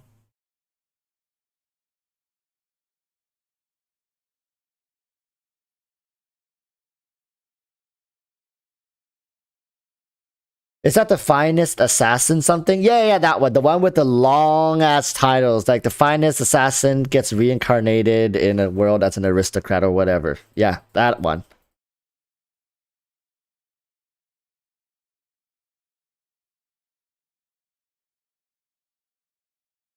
What about Mushoku Tensei? It's awesome. Yeah, I watch Mushoku Tensei. Yeah, of course. Of course. Arcane. Oh, that's true. Arcane, the new League of Legends series, right? My girlfriend wants to watch it. So Beluga Chan said she wanted to watch it. So I'm waiting for Beluga Chan to come. Beluga Chan is actually away right now. She's not here. She went back to Japan to visit. INT, welcome to the Bronze Tusk. Welcome, Ian. I see it's your first time to the Tusk gang. Welcome. Thank you for supporting the content. Thank you. Wait a minute. Allow me to update you guys on the channel member status, because apparently the thing doesn't want to update itself. So I'm gonna have to manually update you guys. We're making good progress. We're at 115. 115. Mushoku Tensei, if you don't mind culture stuff, Faraway Paladin for the less culture. Oh, Faraway Paladin, that's right. That's the most recent one I was watching. I just caught up to date with Faraway Paladin like a couple days ago. Bro, like they're tugging on my heartstrings, man. Sanzu River just made it rain. Mushoku Tensei if you don't mind cultured stuff. Faraway Paladin for the less cultured. Faraway Paladin, man, they're tugging on my heartstrings. So of course I'm not gonna spoil anything, but definitely if you guys want something a little different from your normal isekai stuff, watch Faraway Paladin. It's it hits different. No, like truly, it hits a little different. Worth the watch. Yeah. The King's Avatar. King's Avatar. I haven't really watched it. Finest Assassin is the same author as Redo of Healer, so the plot is kind of shallow. What? There's no plot, man. Sanzu River just made it rain. Finest Assassin is same author as Redo of Healer, so the plot is kind of shallow.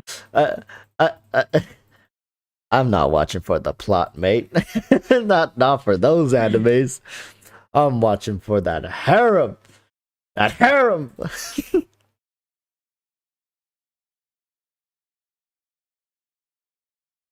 ReZero, yeah, of course, ReZero. Yes, I watched that one.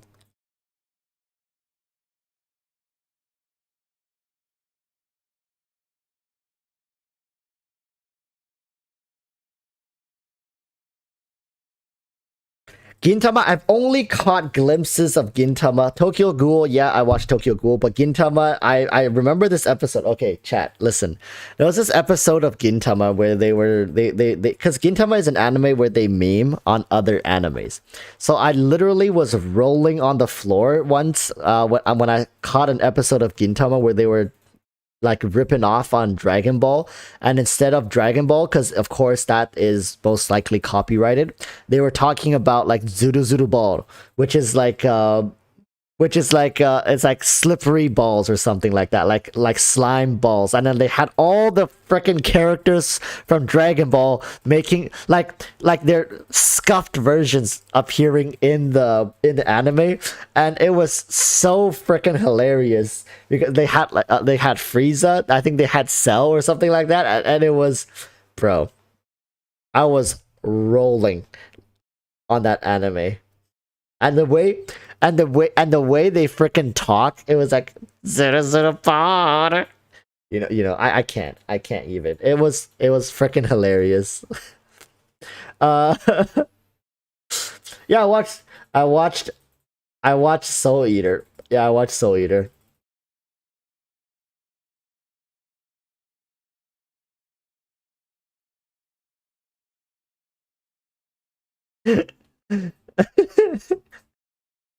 I think the whole premise of that Gintama episode was this: the guy was trying to find a place to smoke or something like that.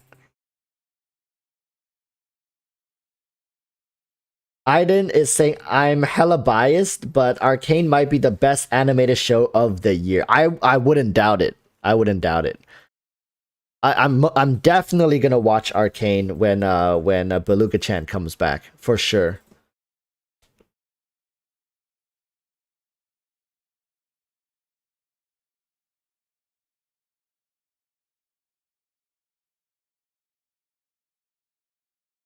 Did you like the ending of Soul Eater Walrus? I can't really even recall its ending. I just remember the process. Aiden just I made don't it think rain. I I'm always hella thought biased, but Arcane might be the best animated show of the year. I'm I obsessed, lol.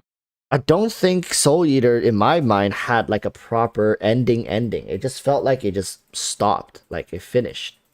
I don't know. I don't recall, but I can't seem to remember how exactly it ended. I didn't read the manga. I only watched the anime.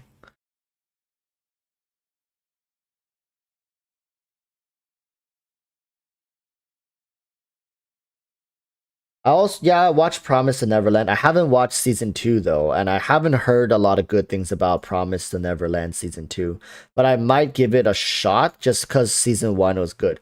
Goblin Slayer, yeah, I watched Goblin Slayer, but I don't think I ever finished it because I think it got a little repetitive. I don't know. It just felt like it was a little too slow for me towards the mid part.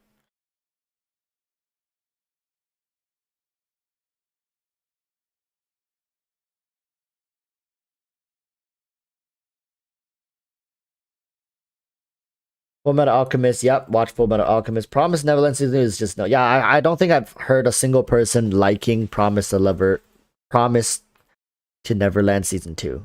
But I'm still gonna watch it because season 1 was just phenomenal.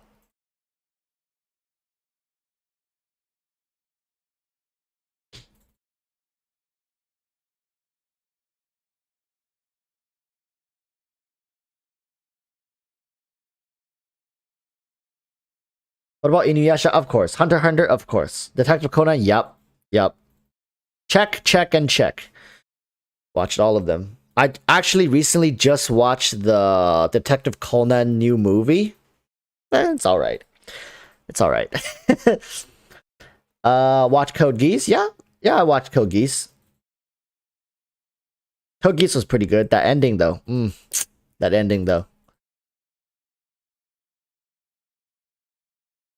Arcane, haven't watched Arcane yet. Not yet. Doraemon.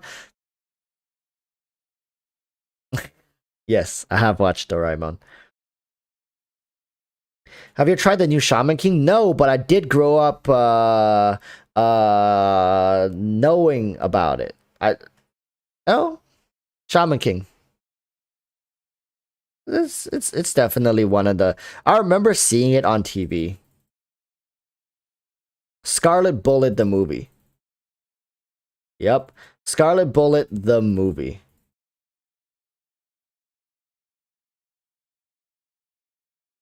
Death Note. Yeah, yeah, yeah. Bleach. Yep. Yes, Bleach. Ooh, the anime. When is it coming back? I heard they're about to reboot the Bleach anime, but hey, still nothing. Still nothing.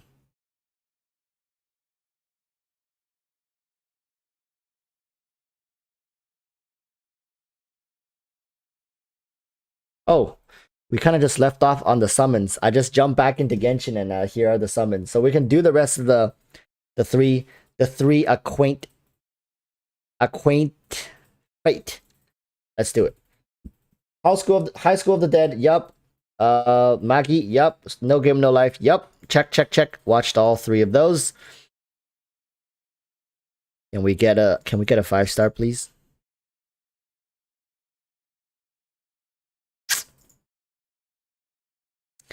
Yeah. Yeah. Damn it. Anyways,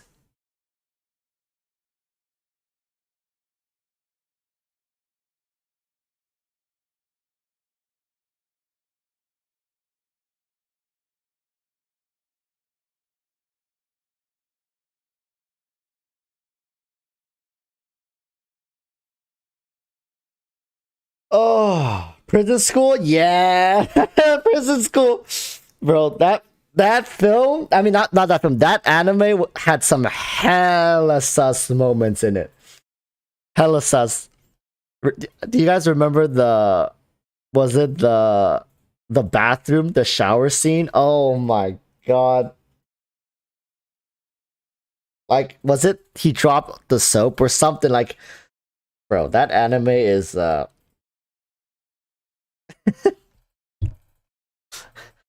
bro. If you guys know what I'm talking about.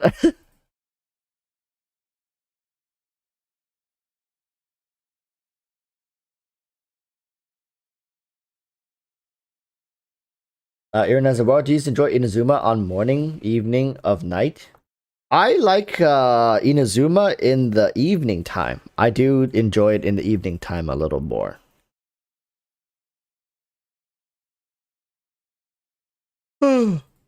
Huh. Ugh. I've been staying up for too long. Too long.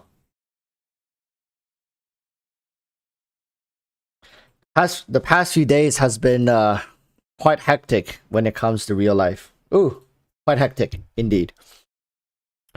Oh, what is this? Oh. Don't mind if I do. Gimme. Hey, look, I'm only on level 4, chat. I only got 31 days left. I'm not gonna make it. I'm not gonna make it.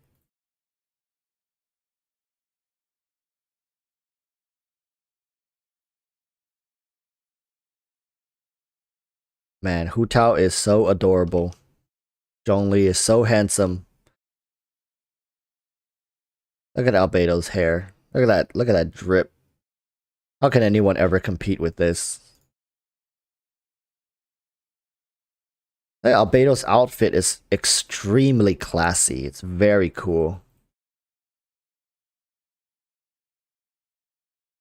Look at that. Look at that. Look at the move. Look at the move. Look at the faker. What was that? Yes, that is how I spend most of my days in Genshin Impact. That is true. I just come in and admire the details of my characters.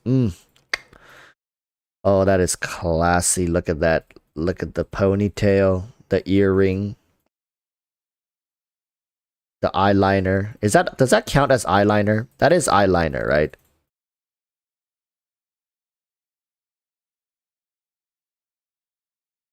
Now, why does it look so perfect on Zhongli, but if I try to do it in real life, I look kind of sussy baka.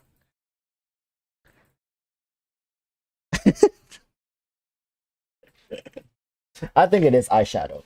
I that's Jong liner. Oh, that's a great one. I'm gonna yoink. That's mine now. Look at that Jong liner. Mm.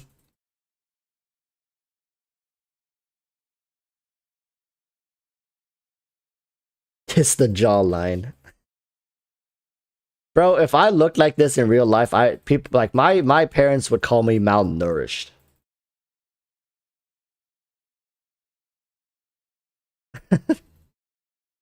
But then again, they call me severely overweight now, so hey, we got that going for me.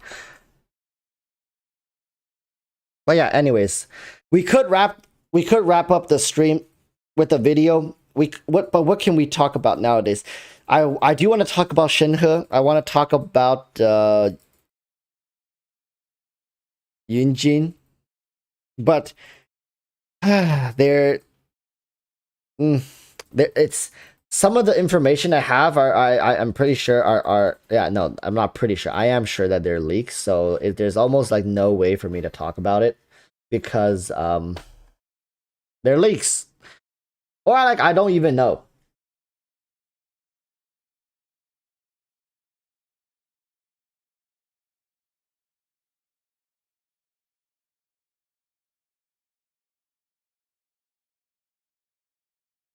Oh my god. I do have a potato here. If you guys are wondering, I'm not doing some weird sussy stuff with my arms down below the table with Hu Tao on screen. Hey, chat, don't get some funky ideas. I just have a potato. Normally, people wouldn't believe me, but I actually just have a potato, and I'm just rolling it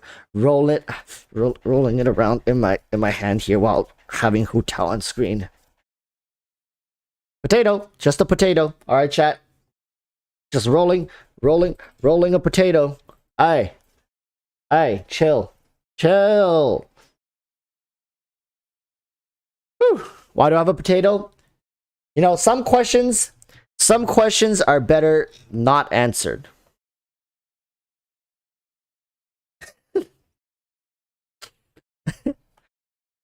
Yeah, just a man rolling his potato, Chad. Why you gotta make it any more than that? Ugh. Ah, a potato. Roll it. Roll it. Roll it. Roll it. Oh, that's good stuff. That's good stuff. Uh, Marcus Bullock is asking, bro, what are you doing, dude? I'm rolling. I'm rolling my potato, man. I'm just rolling the potato, bro.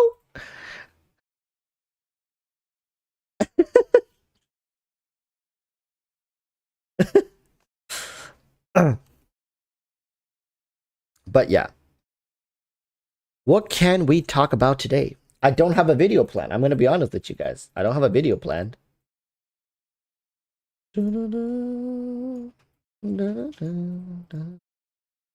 yeah, I actually went through the Spiral Abyss because I didn't like the last iteration of the Spiral Abyss, but once the second the Spiral Abyss changed, I went through it and I just cleared it.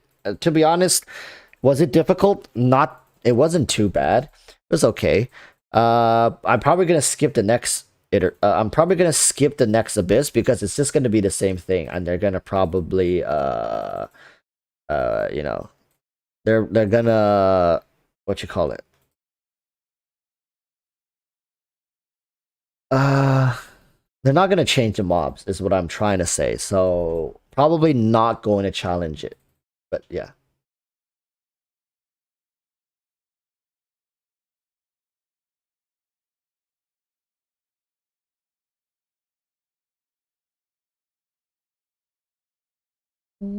Oh, Michi, what are you doing? Oh, Michi, Michi, come here, Michi. Oh no. Oh no, he's rolling on the carpet.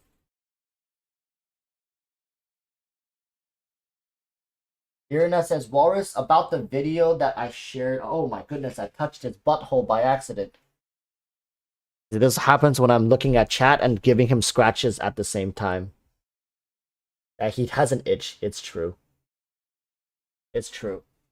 Ew, but I did touch his booty hole because I was reading chat and he was like moving around and squirming around. Wait, Irina, let me take a look at the video you shared.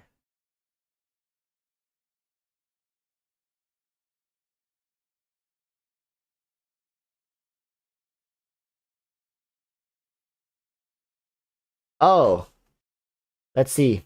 Who's getting canceled? The Chinese Genshin community is fuming about Shin design. Oh, the Shinhee. Yes. Let's talk about that. Yo, chat. Actually, I know about this. I know about this. This is actually some interesting stuff, all right? And I can provide you guys some cultural background as to why likely the Chinese community is thinking this way. So you guys know about this, right?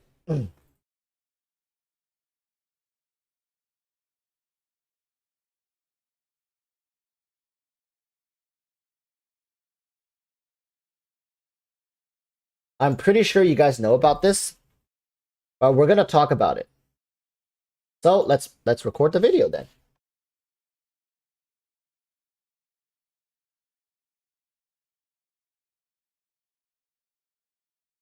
This is actually interesting. I did want to touch on this a little bit. So, all right, let's record the video. Sup flappers, welcome to another video, and today we're once again at the end of the stream here. We're doing a video with chat. Actually, this is a topic that I wanted to cover originally in just like a regular video, but since chat is here and you know, we're talking about stuff, we have to talk about this. This is like currently the thing that people are talking about when it comes to the newly released character Shin He, which is her outfit. All right, and I know, I get it. Yeah, we're really scraping the bottom of the barrel for content here, are we not? Really, like. But listen, I'm Chinese myself. All right, I can understand where a lot of these comments are coming from, but first let's go through the video. I'm gonna pause the video as we go, and I'm gonna try my best to translate some of the stuff. Of course, I know the video is translating it themselves as well, but honestly, I do think people need to understand a little more about the cultural incentive for the CN community to react this way. I do think it's you know, in a way it's justified. But for people who haven't watched this video, let's just get into it first so you guys know what we're talking about here. All right, so with that said, let's get into the video. The Chinese Genshin community is fuming about Shin design right now. Yes, Weibo is like Twitter, essentially. So, hey.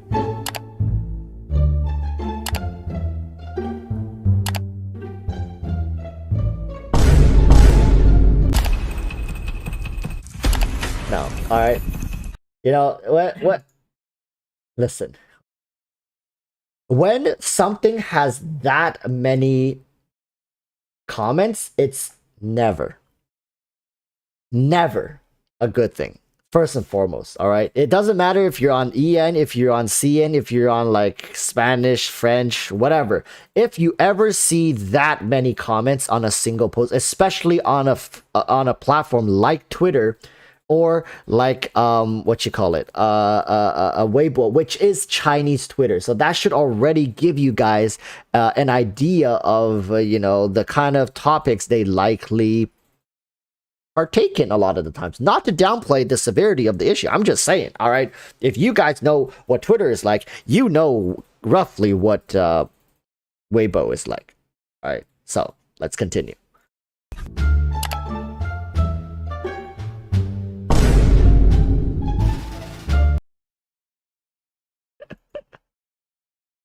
So, right here it says 你家仙人穿蕾丝情趣内衣。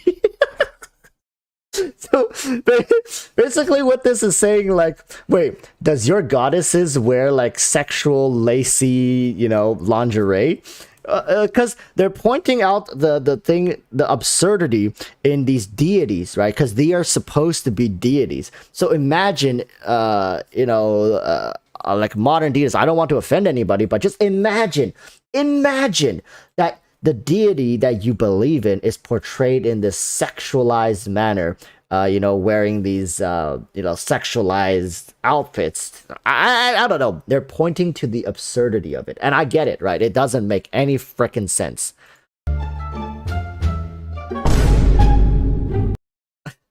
So here's another one. They're saying, 真的想不通为什么你非要让仙女穿成这样。脸这么仙，结果是穿的是情趣内衣，还按做稿，都是真的。So they're saying, they're saying this is not the first time they're getting backlash from this, because apparently Ganyu also went through the same controversy when it comes to the way she's dressed, right? And I think it does have something to do with Chinese culture, because over sexualization in the Chinese culture is how should I put this? It's very frowned upon. Here, let me break it down like this so you guys can understand. My parents told me when they were growing up in China, when they were dating after they were like in their mid-20s, they could not hold hands on the street, because that would be considered a public display of affection, and they could get reported, and at worst case they could get either fined or jail time. Get this, jail time for holding hands on the street when you're frickin' just dating. Yeah. It's like China only in recent years have gotten a little more like open, let's say, when it comes to affection and these kind of sexualized and don't look to these gacha games and be like, well, Walrus, look at those gacha games, you're telling me that's like, they're not. No, I get what you're saying. China is open to the idea. People in China, doesn't mean they don't think about this kind of stuff, but it's very frowned upon to take it into public, especially if you're associating these characters with as deities or some sort of holiness to them, right? And it doesn't matter whether they're people in the game or they're related to divine spirits. This isn't just something that you throw on these characters when it comes to the Chinese community. So I definitely can get behind and understand why they're like, upset at this. But it's just absurd, man. It's a video game at the end of the day. It's a video game character, it's designed, but let's continue. Let's see what they.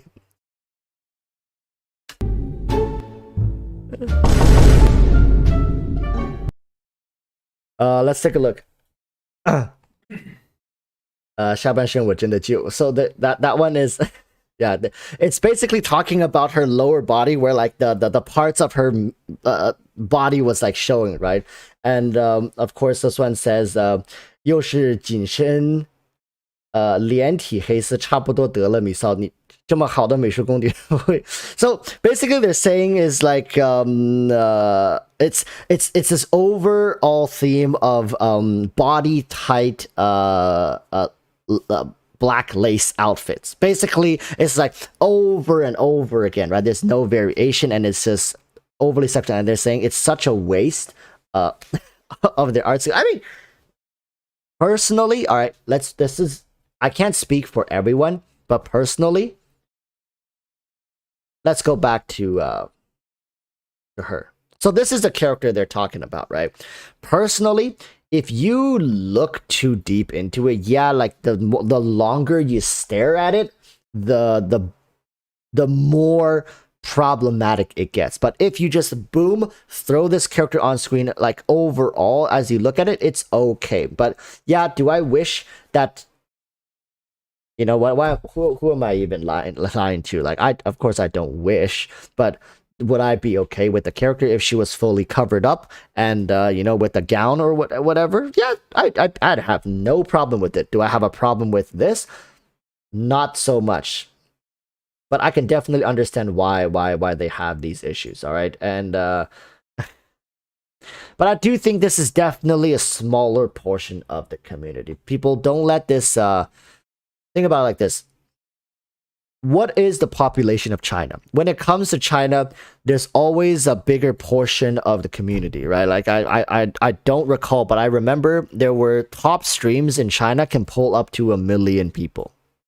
I'm talking like the top of the streamers, and I think talk like UZI, some of the League of Legends streamers, like at their peak, they could pull in certain numbers.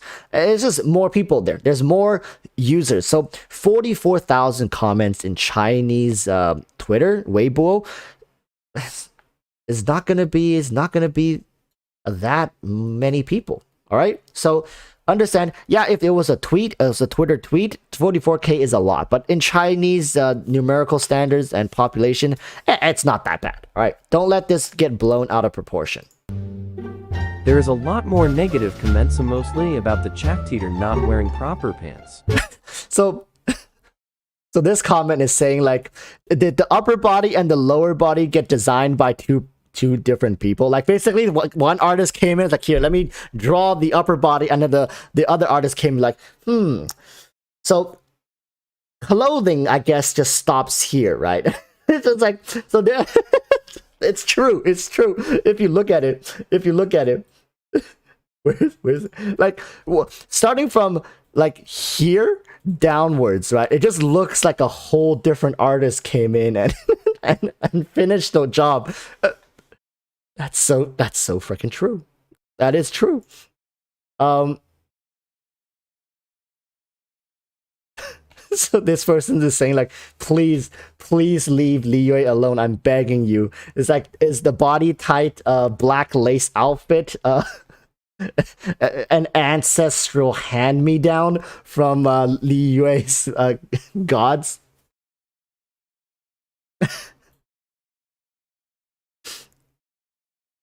So right here, of course, they're also saying, like, don't you feel this outfit is not good? Like, you know, a goddess dressing like this, is that really appropriate? You know, questionable.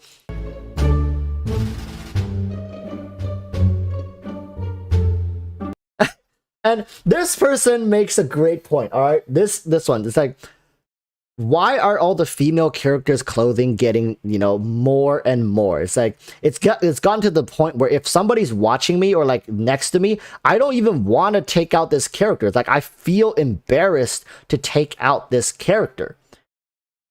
You know, like, I don't actually, though. Like, I feel I can relate if my friend who doesn't play this game, or my parents, like, if I'm playing on my phone and my parents walk in, I'm gonna freaking swap out a Shenhe, like, immediately, like, get me out. I don't want to get caught in 4K playing a character like that, in a way. And this all goes back to what I was talking about regarding Chinese culture. You guys have to understand, you get judged back then. Nowadays, yeah, holding hands, you know, even hugging, it's you know, more acceptable, but people still give you weird looks. Don't get me wrong. Well, holding hands, hugging, public display of affection, you don't get jail sentences, or you don't get fines anymore, but it's still very frowned upon, and you get judged heavily for doing that in public. So imagine getting caught in 4K playing a game that has, you know, characters that dresses like this.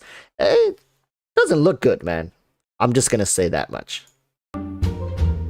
What do you think? What do I think? At the end of the day, all right, let's just go back to the Shenhe one. At the end of the day, I do think it's a minority group of people speaking up in China. It's definitely not.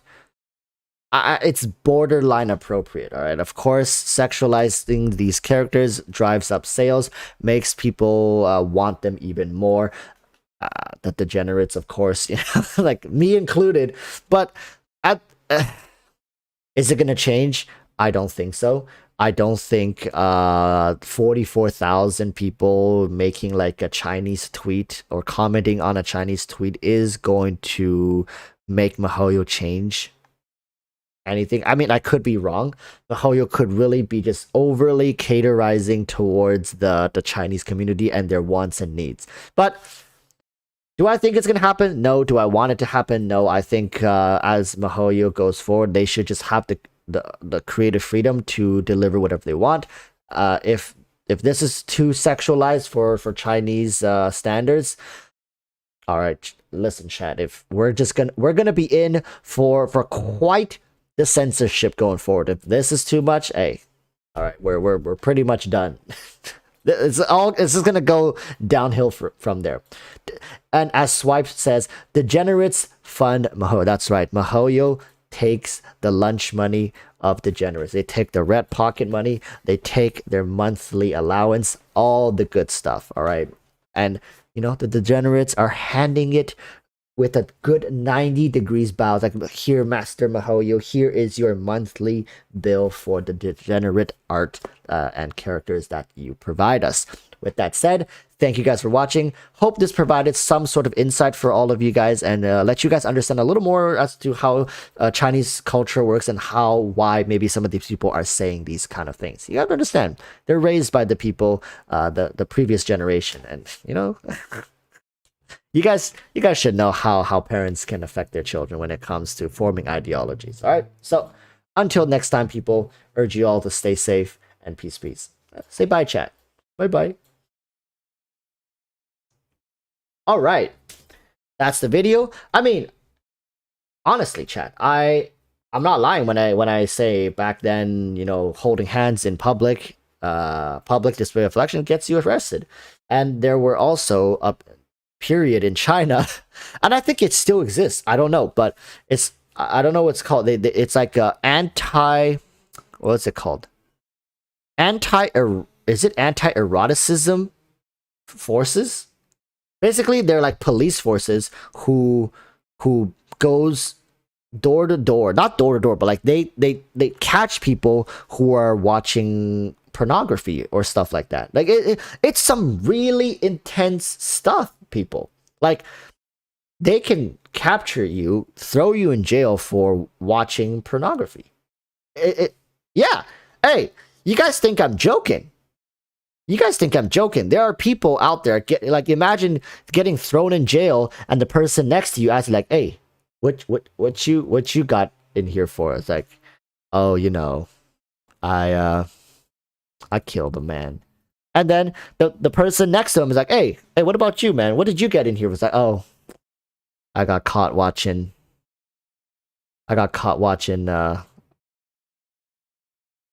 pornography. And then, like, what the hell? Dude, it's absurdity. They're throwing these people who watch pornography into jail cells with like murderers and thieves, and it's a pretty messed up system. They treat this as a serious offense. So that's why I can understand why there's so much uprising when it comes to stuff like this. Because this is like soft porn. This is not okay by a lot of people's standards in China, right? Just gonna tell you that.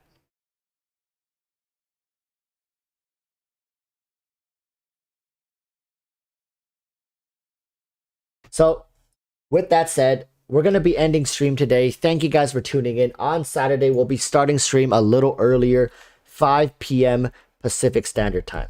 All right? So, hope to see you guys all there. That's when we're going to do the giveaway. And going forward, expect some Switch game. Like I said, I got the capture card. Would love to play some Pokemon. I'm going to figure out how to make this work. Starting next year, I want to get into Lost Ark if it does come out. I want to work on stream overlay, because right now whatever is going on stream just looks a little weird and wonky. But hey, all right. With that said, people, hope you guys stay safe. I'll see you guys next time. So until then, stay safe. Peace, peace. Bye bye.